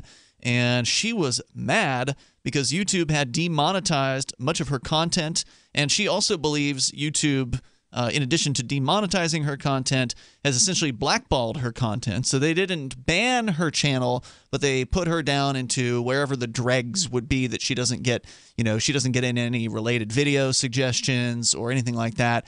And I was actually watching her video here, which thankfully somebody had downloaded and then re-uploaded before they took down her channel after the incident. Thankfully, those people exist. Right. Somebody who was on the ball re-uploaded the video elsewhere where she's criticizing YouTube, and she complains that they took down her ab workout video. Not that they took it down, but they essentially blackballed that by making it age restricted. So they turned it into, you got to click to say that you're that thing you just played. Enough. Yeah. Come on. Yeah, and it's, as she points out, and she's right, it's not a sexy video. It's not offensive. So what you and Conan apparently saw it. Yeah. I did not. Just so footage of her on the ground. Fully clothed. Yeah. I mean, she did nothing, not wearing anything revealing. No, not she's at just all. Doing some stretches. She's doing some ab workouts like you do on the yoga mat in the other room. But she's on video, and she's better looking than you, Daryl. But she's she's not naked or even half naked at all. It's not revealing. So she's right in her critique that this should not have been an age-restricted video, and she of course believes they did that because they're targeting her channel. Now maybe it was probably this algorithm that hit you, Daryl. They demonetized your channel because you didn't have enough views per week or month or whatever to cross a certain threshold. And this is probably not some individual at YouTube who said, that woman, she is a danger to our children. We need to age restrict this. No, who knows? They're slapping everyone down. Yeah. They're making it difficult for everyone because they are a corporation who knows they can get away with, just like Facebook. Yeah. And it's time. I think it's time for some changing of the guard. Some competition. Let's go to Nicholas. We can come back to the YouTube shooter here in moments, but Orange County, California, where Nicholas is on the line. You're on Free Talk Live. Go ahead. Hello. How you guys doing there? Great. Go ahead with your thoughts, Nicholas. Oh, well, my name is Nicholas Wildstein. I'm the Libertarian candidate running for California governor out here. You poor bastard. And don't do it, man. Just get out of that hellhole. Well, what's your motivation? Of course, freeing the people of California. You got the largest poverty out here in California. The people out here need help. And, of course, these establishment politicians, they're not seeking to help those people. They just want to help themselves, as always. Yeah, they sure do. Or help their crony capitalist buddies. So, well, it's the way. It's that way in every state, right? Like it's that way everywhere, where the politicians are just destroying people's liberty. And in places like California, a lot of people love that crap. Yeah, it really seems like destroying the people's freedom is most prevalent in California.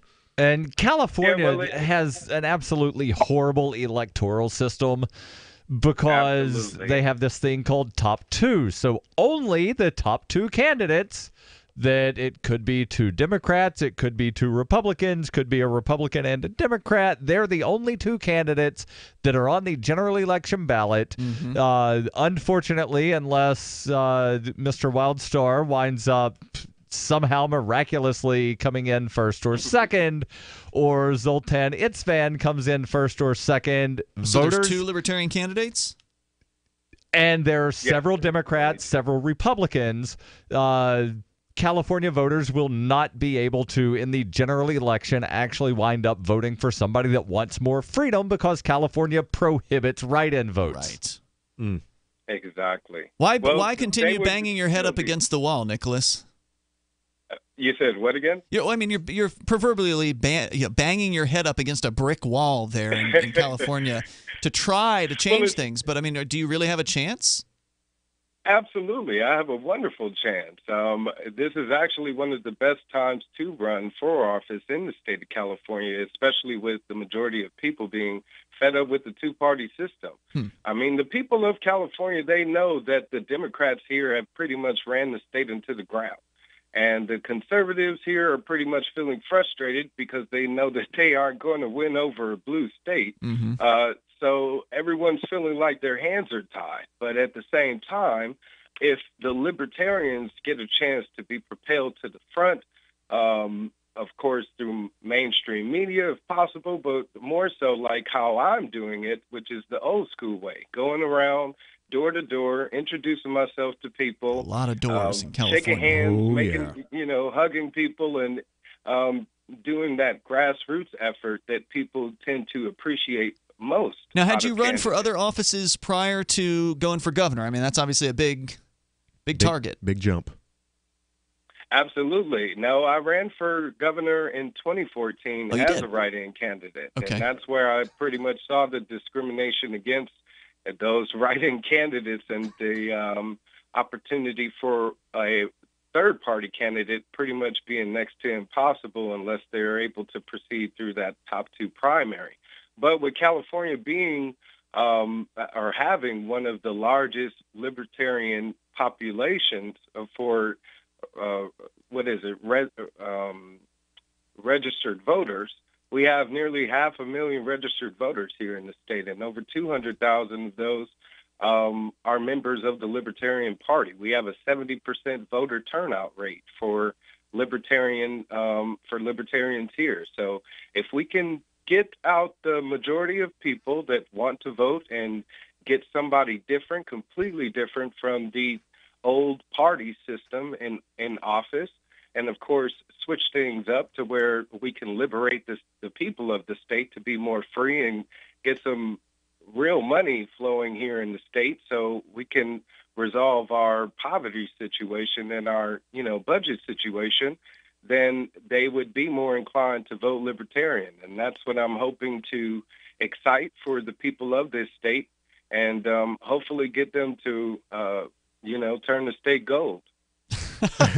Boy, it's a really optimistic view that you have, and I do appreciate the optimism, but you do realize California is the number 49th least free state out there, according to the Freedom in the 50 States study, right? So you're pretty far behind the rest of the pack. Well, why is that? That's because of government bureaucracy and the regulation, the red tape. So what we found is that a lot of libertarians who are sick and tired of losing are moving to New Hampshire, and they're leaving places like California and elsewhere, and they're concentrating their activism here, and they're actually winning. We've actually got libertarians that are in office in the state of New Hampshire, in state representative positions, more than all the other 49 states combined. So if you keep losing there in California, hopefully you'll stop doing the same thing over and over again and start winning in New Hampshire. Thanks for the call, Nicholas, and good luck. Hunters, anglers, campers, and survivalists. Get back to nature. Expand your horizons with the highest quality, most versatile, unique slingshots and sling bows on the market at slingbow.com. Sling bow products are compact and models start from just $17.98. They're perfect for your bug out bag or storing in your vehicle. Give yourself and your loved ones the excitement and tradition of sling bow, a new frontier in archery and truly modern twist on this primitive survival tool. Feel the thrill only at slingbow.com. Healthcare reform is confusing, but whether it's finding an affordable insurance plan, keeping your doctor, or being able to afford needed prescriptions, navigating the healthcare system has become a challenge. Control your own healthcare costs and choices with Liberty HealthShare. Liberty HealthShare is not insurance. It is an association of self-pay patients who unite with like-minded people to share the cost of each other's medical needs. Neighbor helping neighbor. Learn more now by going to libertyoncall.org. That's libertyoncall.org. Hi, I'm Derek J. To me, an activist's calling is to actively work to advance a cause. The cause for which I work is personal freedom. I believe my life is best when I engage in voluntary interactions and self-government. I reject the idea that anyone else has a higher claim to my life or my body than I do. I see people who call themselves the government as a threat to my personal freedom. I realize you may feel differently, but my relationship with the people who call themselves the government is completely involuntary. If Starbucks used some of its money to drop bombs, I wouldn't shop there. So why would I support the American empire? The empire does not require my consent. Derek J's Victimless Crime Spree. Watch it for free and order the Director's Cut DVD at victimlesscrimespree.com. That's victimlesscrimespree.com. My name is Jacob Hornberger. I'm president of the Future of Freedom Foundation, which Congressman Ron Paul awarded for having an outstanding freedom website. Write us at fff@fff.org, and we'll send you a free 3-month subscription to our monthly journal of libertarian essays and our booklet, Economic Liberty in the Constitution, which George Mason University economics professor Walter Williams praised in a recent column. That's fff@fff.org. Some of you asked, and now we've delivered. LRN.FM's live Keene, New Hampshire studio shows are now streamed in HD on Twitch. Visit our channel at twitch.lrn.fm and give it a follow. If you have Amazon Prime, you get 1 free subscription on Twitch. If you use it on our channel, Twitch will give LRN.FM a monthly piece of your Prime subscription cost. So please watch, follow, share, and subscribe to twitch.lrn.fm. That's twitch.lrn.fm. Free Press Publications is an independent, alternative media and publishing company founded in June 2009 with the mission of ensuring a free press for the freedom movement and is committed to spreading the message of peace, freedom, love, and liberty. FPP also gives new authors an avenue for publishing freedom-oriented material. FPP brings you daily news and commentary on the website fpp.cc, as well as a daily 5-minute newscast, FPP Radio News, and weekly news, views, and commentary in the FPP Freedom Minute and Peace, Love, Liberty Radio at fppradio.com, and the monthly newspaper FPP News at news.fpp.cc. Find FPP online at fpp.cc. That's fpp.cc, as in Creative Commons. You can put the Liberty Radio Network on the air in your area. Visit broadcast.lrn.fm to learn how. Broadcast.lrn.fm.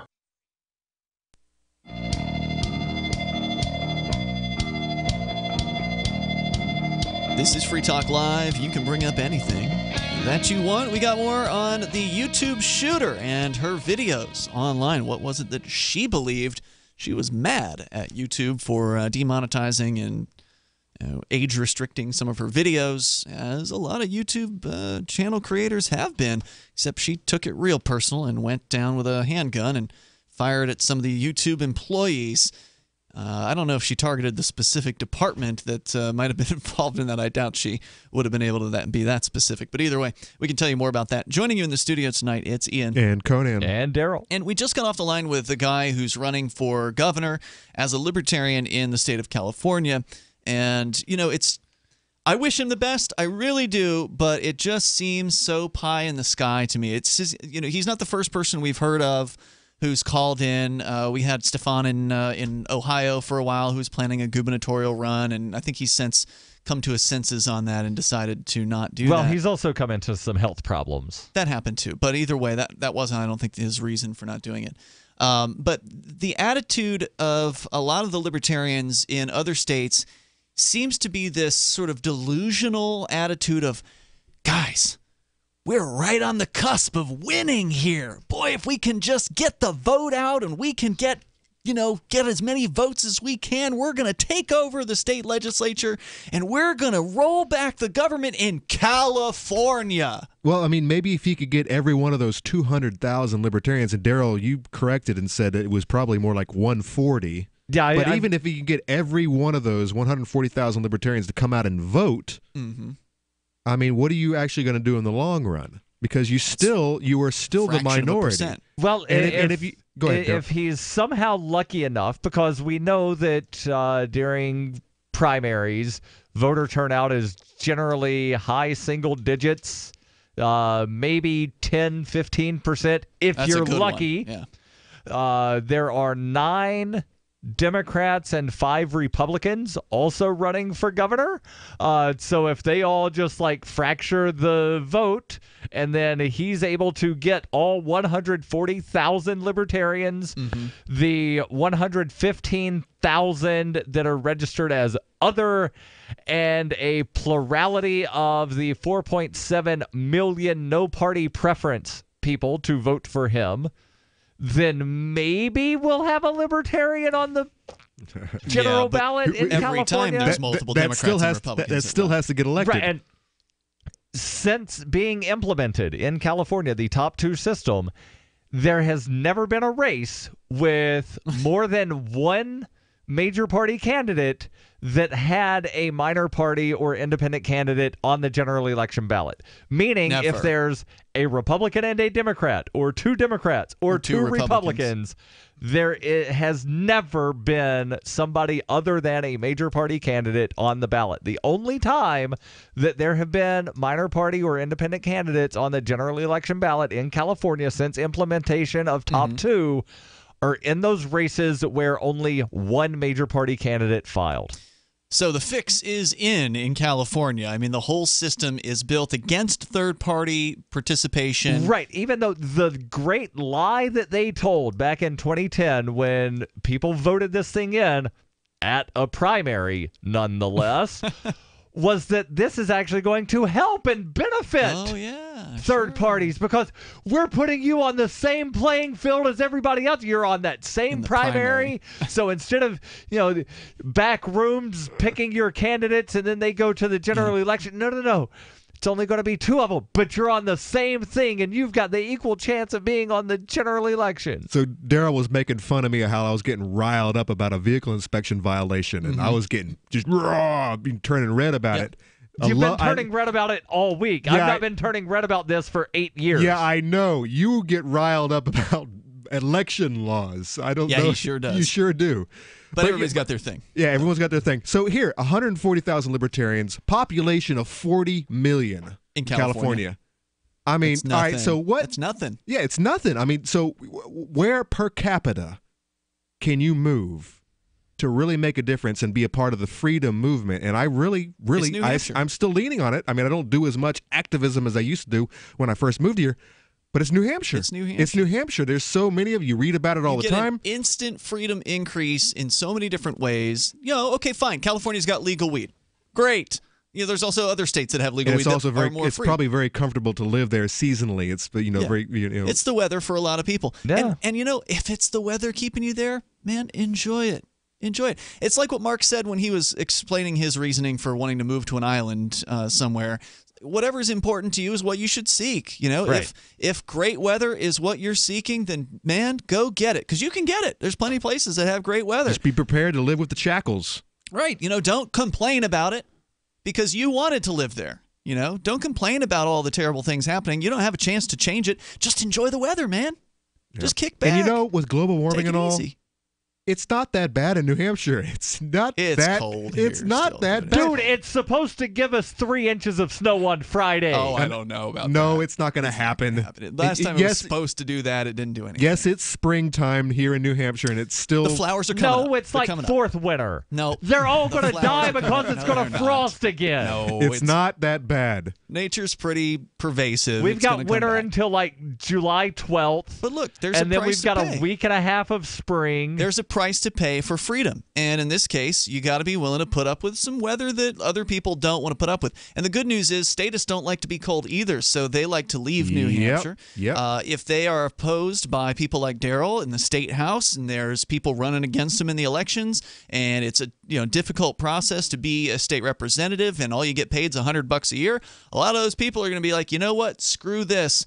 I'm moving down to Florida or California or Massachusetts or wherever it is.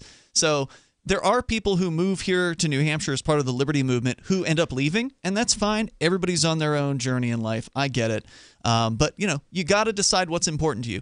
If freedom is important to you, then you really ought to consider being here because life here is pretty good. It's a great place to raise a family. Love it. I've been in other states in my life. And this is the best state that I've ever lived in. There's fewer regulations and government bureaucracy. Like bureaucrats per capita here is lower in New Hampshire than it is in a lot of places. The state reps get paid $100 a year plus a gas stipend. These are not professional politicians at all. Although a couple of the state reps have wound up trying to take advantage of the fuel stipend thing. Yeah, one of them is one of our representatives here in Cheshire County, Dan Eaton. He racked in like 20 thou one year or something. I don't know. But to where like every time they drive somewhere, they'll say it's for official business because they'll like do some kind of they'll greeting. wear their state rep Oh, badge. hey, I'm a state rep. Blah da da da da. All right, official business. Give me money. Gas stipend. Stipend.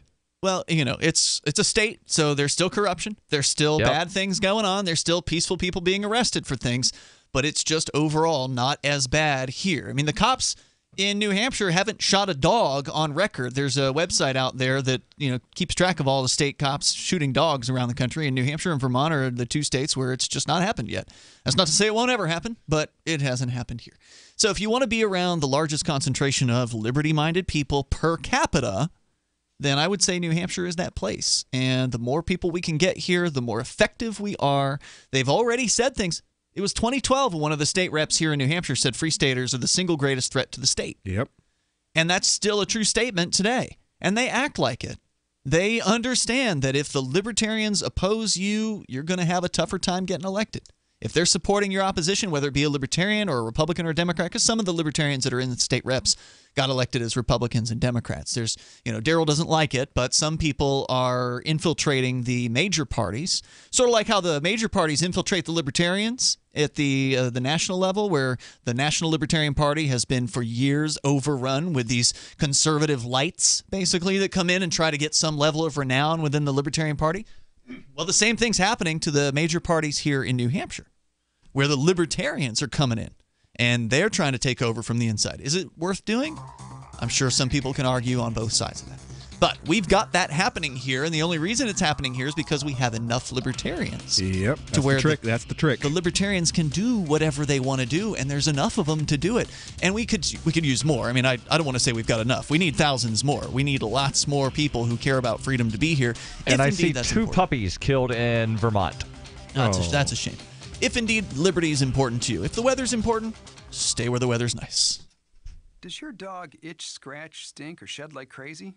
Come to Dynovite for help. Order a 90-day supply of Dynovite. Dynovite is nutrition. Pick up 2 bottles of LicoChops, get the 3rd bottle free. New improved LicoChops with omega-3, omega-6, vitamin E. And now, 6 extra direct-fed microbials. Even better for the digestive tract and immune system. Try LicoChops. Buy 2, get 1 free. At Dynovite.com. DINOVITE.com. Zencash is an end-to-end encrypted system with zero-knowledge technology over which communications, data, or value can be securely transmitted and stored. With over 7,500 secure nodes, Zencash has one of the most distributed node systems of any cryptocurrency. Zencash is a platform for cryptocurrency and communications built by voluntarists for voluntarists, with the ideas of voluntary interaction being written into the white paper no less than half a dozen times. Learn more at Zencash.com. That's Zencash.com. I tried other brands, but I came back to My Sunshine. For the best hot or cold pain relief, get the best. Get a Sunny Bay heating pad. Sometimes life can be a pain in the neck or back or shoulder. And the best relief for that pain is a Sunny Bay heating pad. Did you know that the American College of Physicians said that one of the best ways to treat muscle pain is heat therapy? Sunny Bay heating pads are handmade with high quality, can be used at home or at work, and have a lifetime 100% positive rating on both Amazon and Etsy. Why take another pill? Many people use our Sunny Bay heating pads alone and got rid of the neck pain. Long distance travel or long hours in front of a computer can take its toll on your body. See why our homegrown small business at sunny-bay.com has tried to help people just like you. Get your Sunny Bay heating pads at sunny-bay.com. That's sunny-bay.com or call 253-678-1361 for hot and cold therapy. sunny-bay.com. On Free Talk Live, we're bringing people to the ideas of liberty every day. From wrestling superstars like Glenn Jacobs. You guys really are having an impact, I believe. Like I said, a lot of where I am now is due to listening to Free Talk Live. You changed my mind on some very important issues years ago. To random people tuning in on the radio. I was kind of stuck in the left-right paradigm. I heard your show by chance on a Saturday night. From there, I went on, joined the Free State Project, and become an amplifier. So, I mean, that's really the reason why I amp is because I know that if it wasn't for you guys being on as many stations as you are, I never would have found the ideas of liberty. Your amp will directly change more lives by getting Free Talk Live in front of people looking for talk radio online and on the air. When you amp Free Talk Live, you get perks like access to the AMP-only Facebook group and AMP podcast. Visit amp.freetalklive.com. Here's a chance to do a little activism while you're cruising Facebook, Twitter, or Google+. Between the LOL cats, the recipes, the hot girls, and the inspirational sunrise memes, Free Talk Live's posts pass by your newsfeed. Like them, comment. It gives us more exposure. If you don't see our posts, click like at facebook.freetalklive.com and then hover over it to click Get Notifications. It's an easy way to spread the ideas of liberty a bit further. I know you're busy, but you can spare that 1/10 of a calorie it takes to click on something. Facebook.freetalklive.com. Radio is the most personal of mediums. I exist right now in your head. If you listen to Free Talk Live regularly, you know me. Free Talk Live is on more than 160 radio stations around the U.S. and has been downloaded on every continent around the world. Hundreds of thousands of listeners with ad packages from $600 a month to $6,000 a month. Imagine what we can do for your business, project, website, or idea. Email me, mark@freetalklive.com. Help get LRN.FM into more ears. Visit promote.lrn.fm for a free bumper sticker, flyers, banners, graphics, and more. Promote.lrn.fm.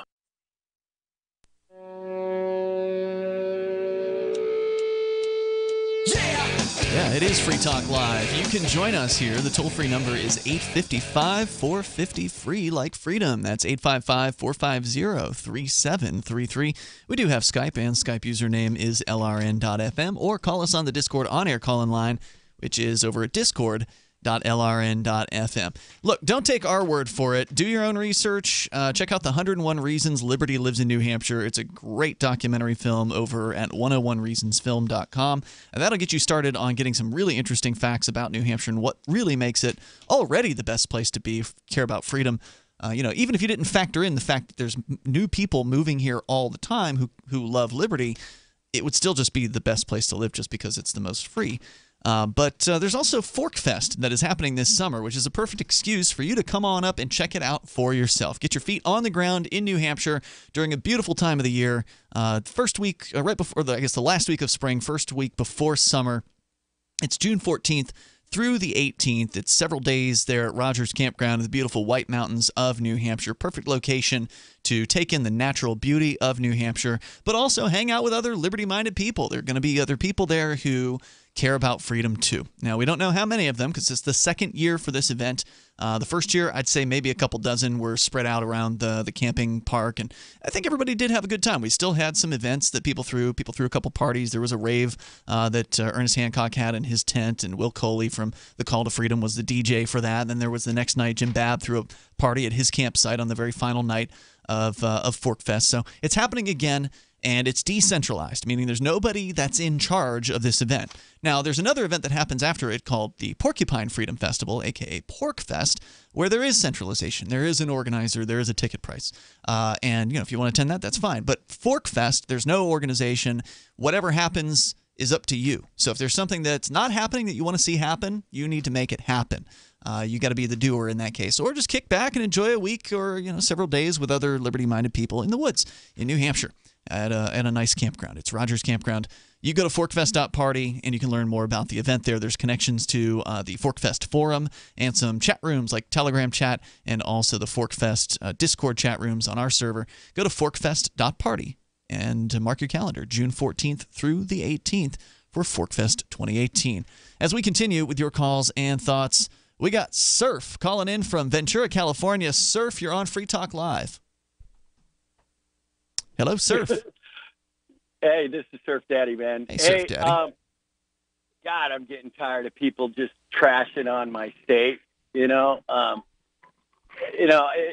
because everybody just tucks tail and run at the first sign of adversity out here, and it just pisses me off. All these people leaving because there's this perception and ongoing banner about how left-wing our state is. Well, now, wait a minute. This isn't the first sign of trouble. I mean, California's been mired in bureaucracy for as long as I can recall. I mean, it is a big government state full of big government people. You can't blame somebody for wanting to get out of there. And a whole lot of debt.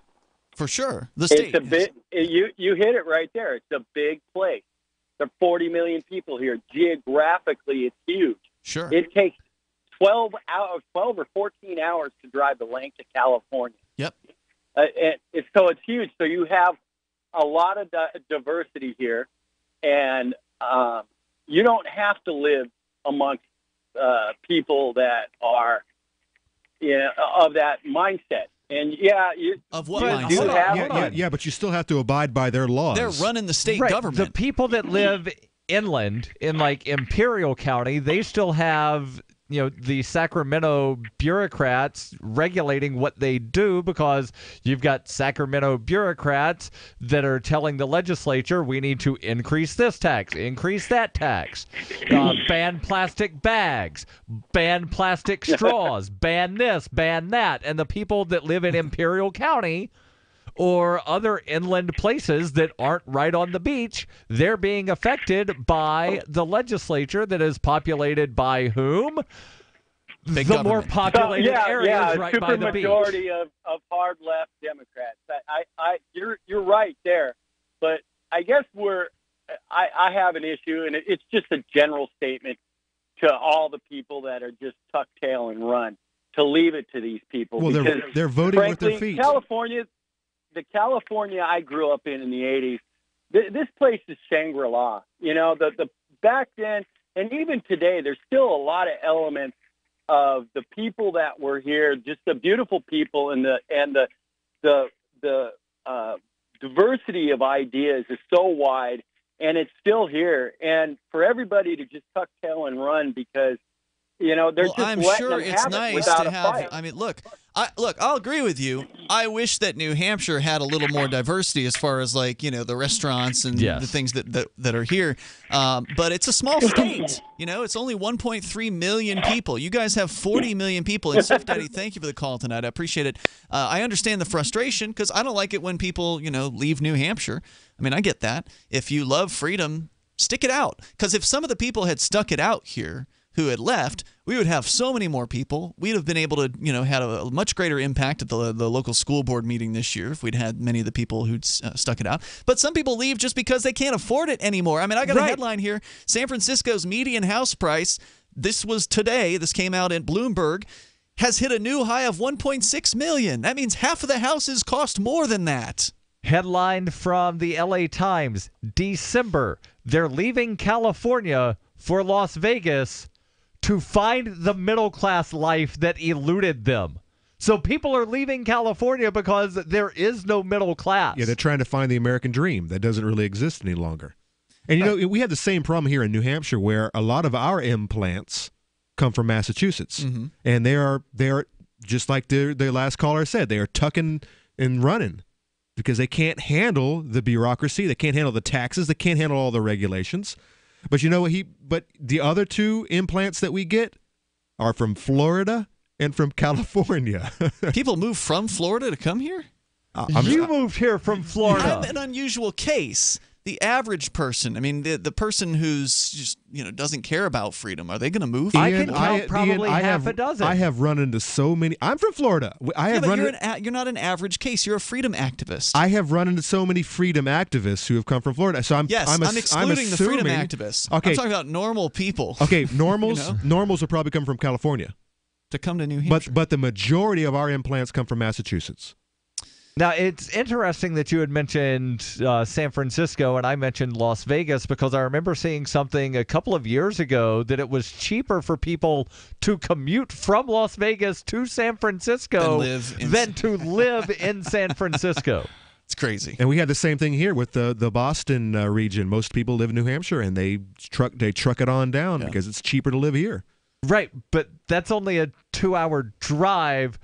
Vegas to San Francisco, you're talking about like an hour and a half airplane flight, and it's still cost effective. That is still cheaper. And Let's talk to Vernon. He's on the line in New Orleans. Vernon, you're on Free Talk Live. Go ahead.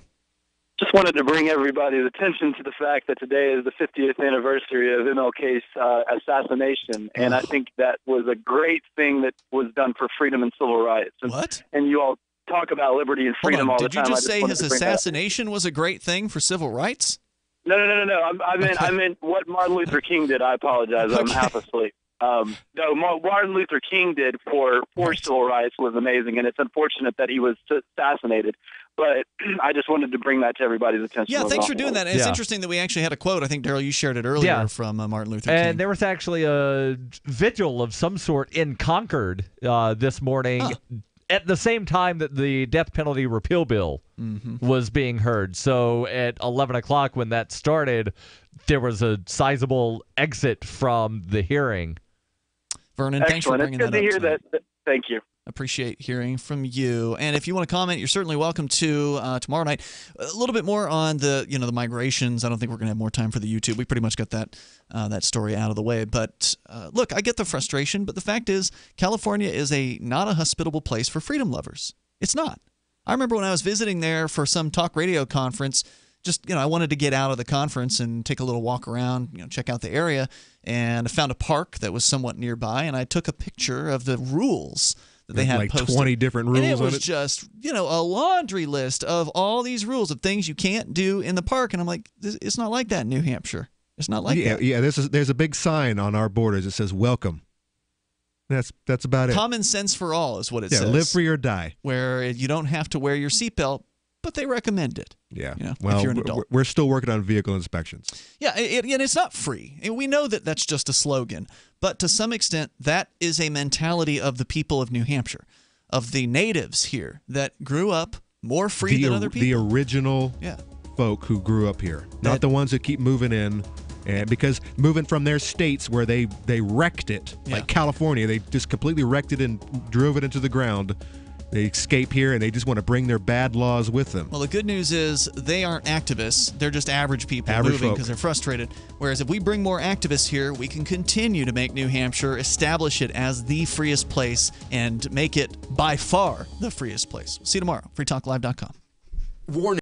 The Free State Project has reached its goal of 20,000 liberty lovers who've pledged to move to New Hampshire and get active to achieve liberty in our lifetime. Perhaps you're trying to figure out what part of New Hampshire should be your destination. If so, consider Keene. You'll find more than 150 reasons to move to Keene at move.freekeene.com. Keene is famous for its historic, publicity-generating activism, as well as being the liberty media capital of the world. It's home to freekeene.com, New Hampshire's destination for liberty activism, news, and opinion. For years, we've been compiling over 150 reasons to move to Keene at move.freekeene.com, where you'll learn about some of what's happening here and what makes Keene a great place to live. If you love liberty, you'll probably enjoy anywhere you end up in the Shire. But do your due diligence first. Please visit move.freekeene.com for the full list of over 150 reasons to move to Keene. That's move.freekeene.com.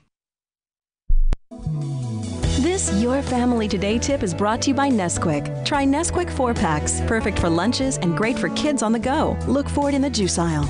Snack time is a great chance to sneak extra calcium into your child's diet without making him feel like he's eating something he doesn't want. Serve up dairy-rich foods like smoothies, flavored milk, frozen yogurt, and string cheese. He'll love the treat, and you'll love knowing how good it is for him. For more tips like these, visit us at parenthood.com/yourfamilytoday.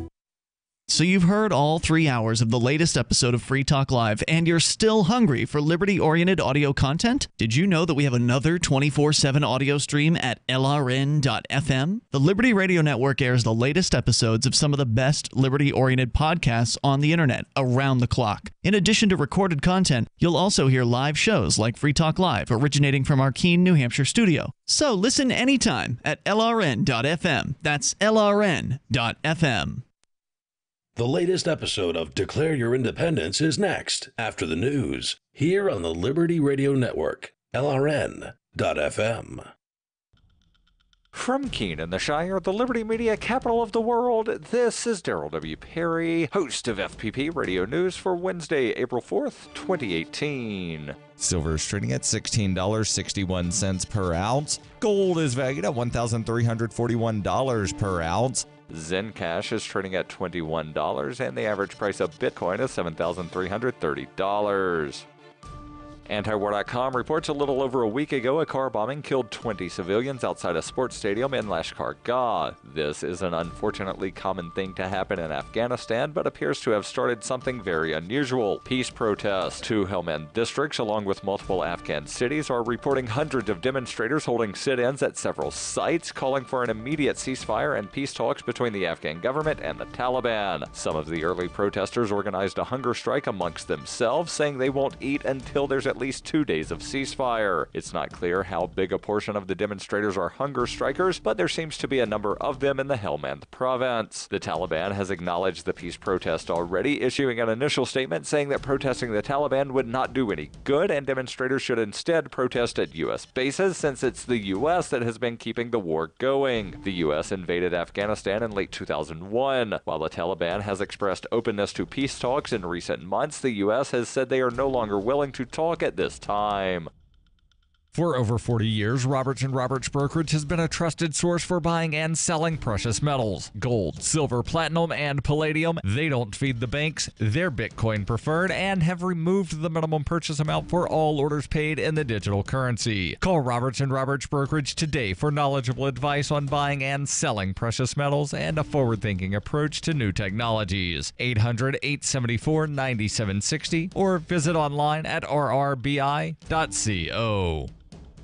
UPI reports the California Supreme Court on Monday upheld a controversial state law that allows law enforcement officers to take DNA from anyone who's arrested or charged with a felony. In a 4-3 vote, the court ruled in favor of the law, which has allowed California law enforcement officials to create a DNA database of tens of thousands of people who were arrested but never charged or convicted. The law was challenged by privacy advocates, including the Electronic Frontier Foundation, which argued the state's constitution prohibits the collection of DNA from arrestees because of the severe impact DNA collection has on our right to privacy. But the case had several other components, and Justice Leandra R. Kruger, who voted to let the law stand, said the DNA collection could still be challenged. The 3 judges who voted to strike down the law said the case was an opportunity to get rid of a program that allows the state to retain and search a DNA database full of people who were never convicted of a crime.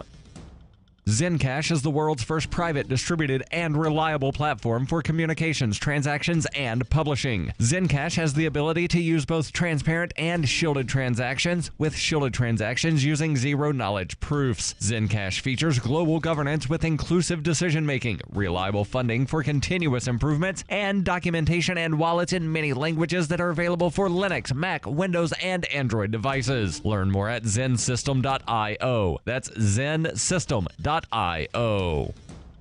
Reuters reports a group of U.S. states and cities sued the Trump administration to stop it from asking people filling out the 2020 census form whether they are U.S. citizens. The lawsuit filed by 17 states, Washington, D.C., and 6 additional cities challenged what they called last week's unconstitutional and arbitrary decision by the Department of Commerce, which oversees the Census Bureau, to add the citizenship question. It was also a fresh challenge to what New York Attorney General Eric Schneider meant at a press conference announcing the lawsuit, called the administration's anti-immigrant animus. All of the states bringing the case have Democratic attorneys general. They were joined by New York City, Chicago, Philadelphia, San Francisco, Seattle, and Providence, all of which have Democratic mayors, and the U.S. Conference of Mayors also joined the lawsuit. Another state, California, filed a similar lawsuit last week. When asked for a comment, a DOJ spokeswoman referred to Attorney General Jeff Sessions' April 2nd statement lamenting how California's meritless lawsuit forced it to litigate whether the government deserves an accurate count of who can legally vote in our federal elections. The U.S. Constitution mandates a census every 10 years, which is used to determine the drawing of political boundaries, the allocation of seats in Congress and at the state and local level, and the annual distribution of about $700 billion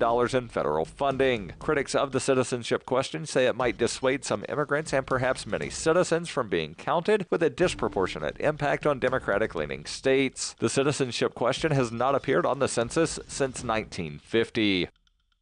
This has been FPP Radio News. Online at fppradio.com.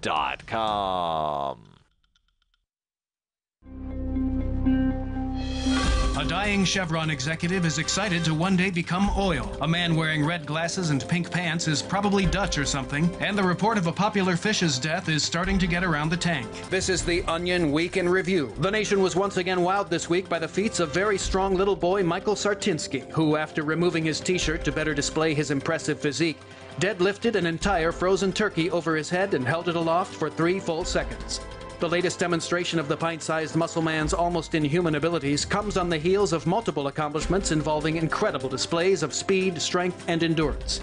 Over the past 4 months alone, Sartinsky cleared the 3-foot chasm between his brother's bed and his own, beat his fully grown Uncle Scott in a foot race, and threw a tennis ball clear onto the roof of his 2-story house. Pound for pound, I honestly don't think there's a stronger boy on earth. Have you felt his muscles? They're like solid rocks.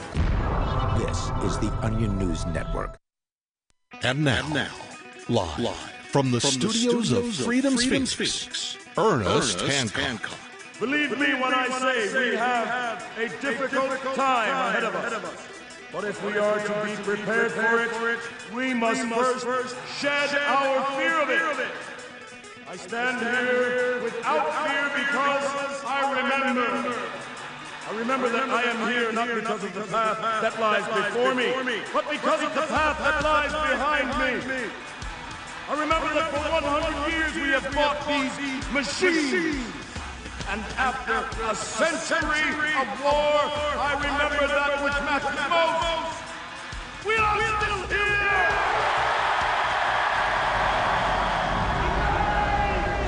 Let us make them remember we are not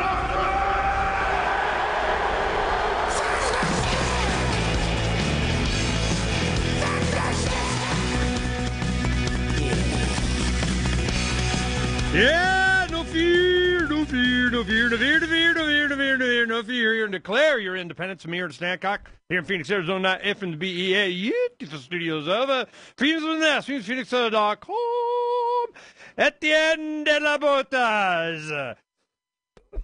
Man, I say it right? Okay. What we're doing is the nom de guerre of voluntarist, anarchist, author, father, technology, entrepreneur, cyclist, runner, hot yogi, racquetballer, scuba diver, multidisciplinarian, truther, armchair, economist, cryptocurrency enthusiast, and neo-abolitionist who is experimenting with large-scale cult deprogramming. Amen, brother.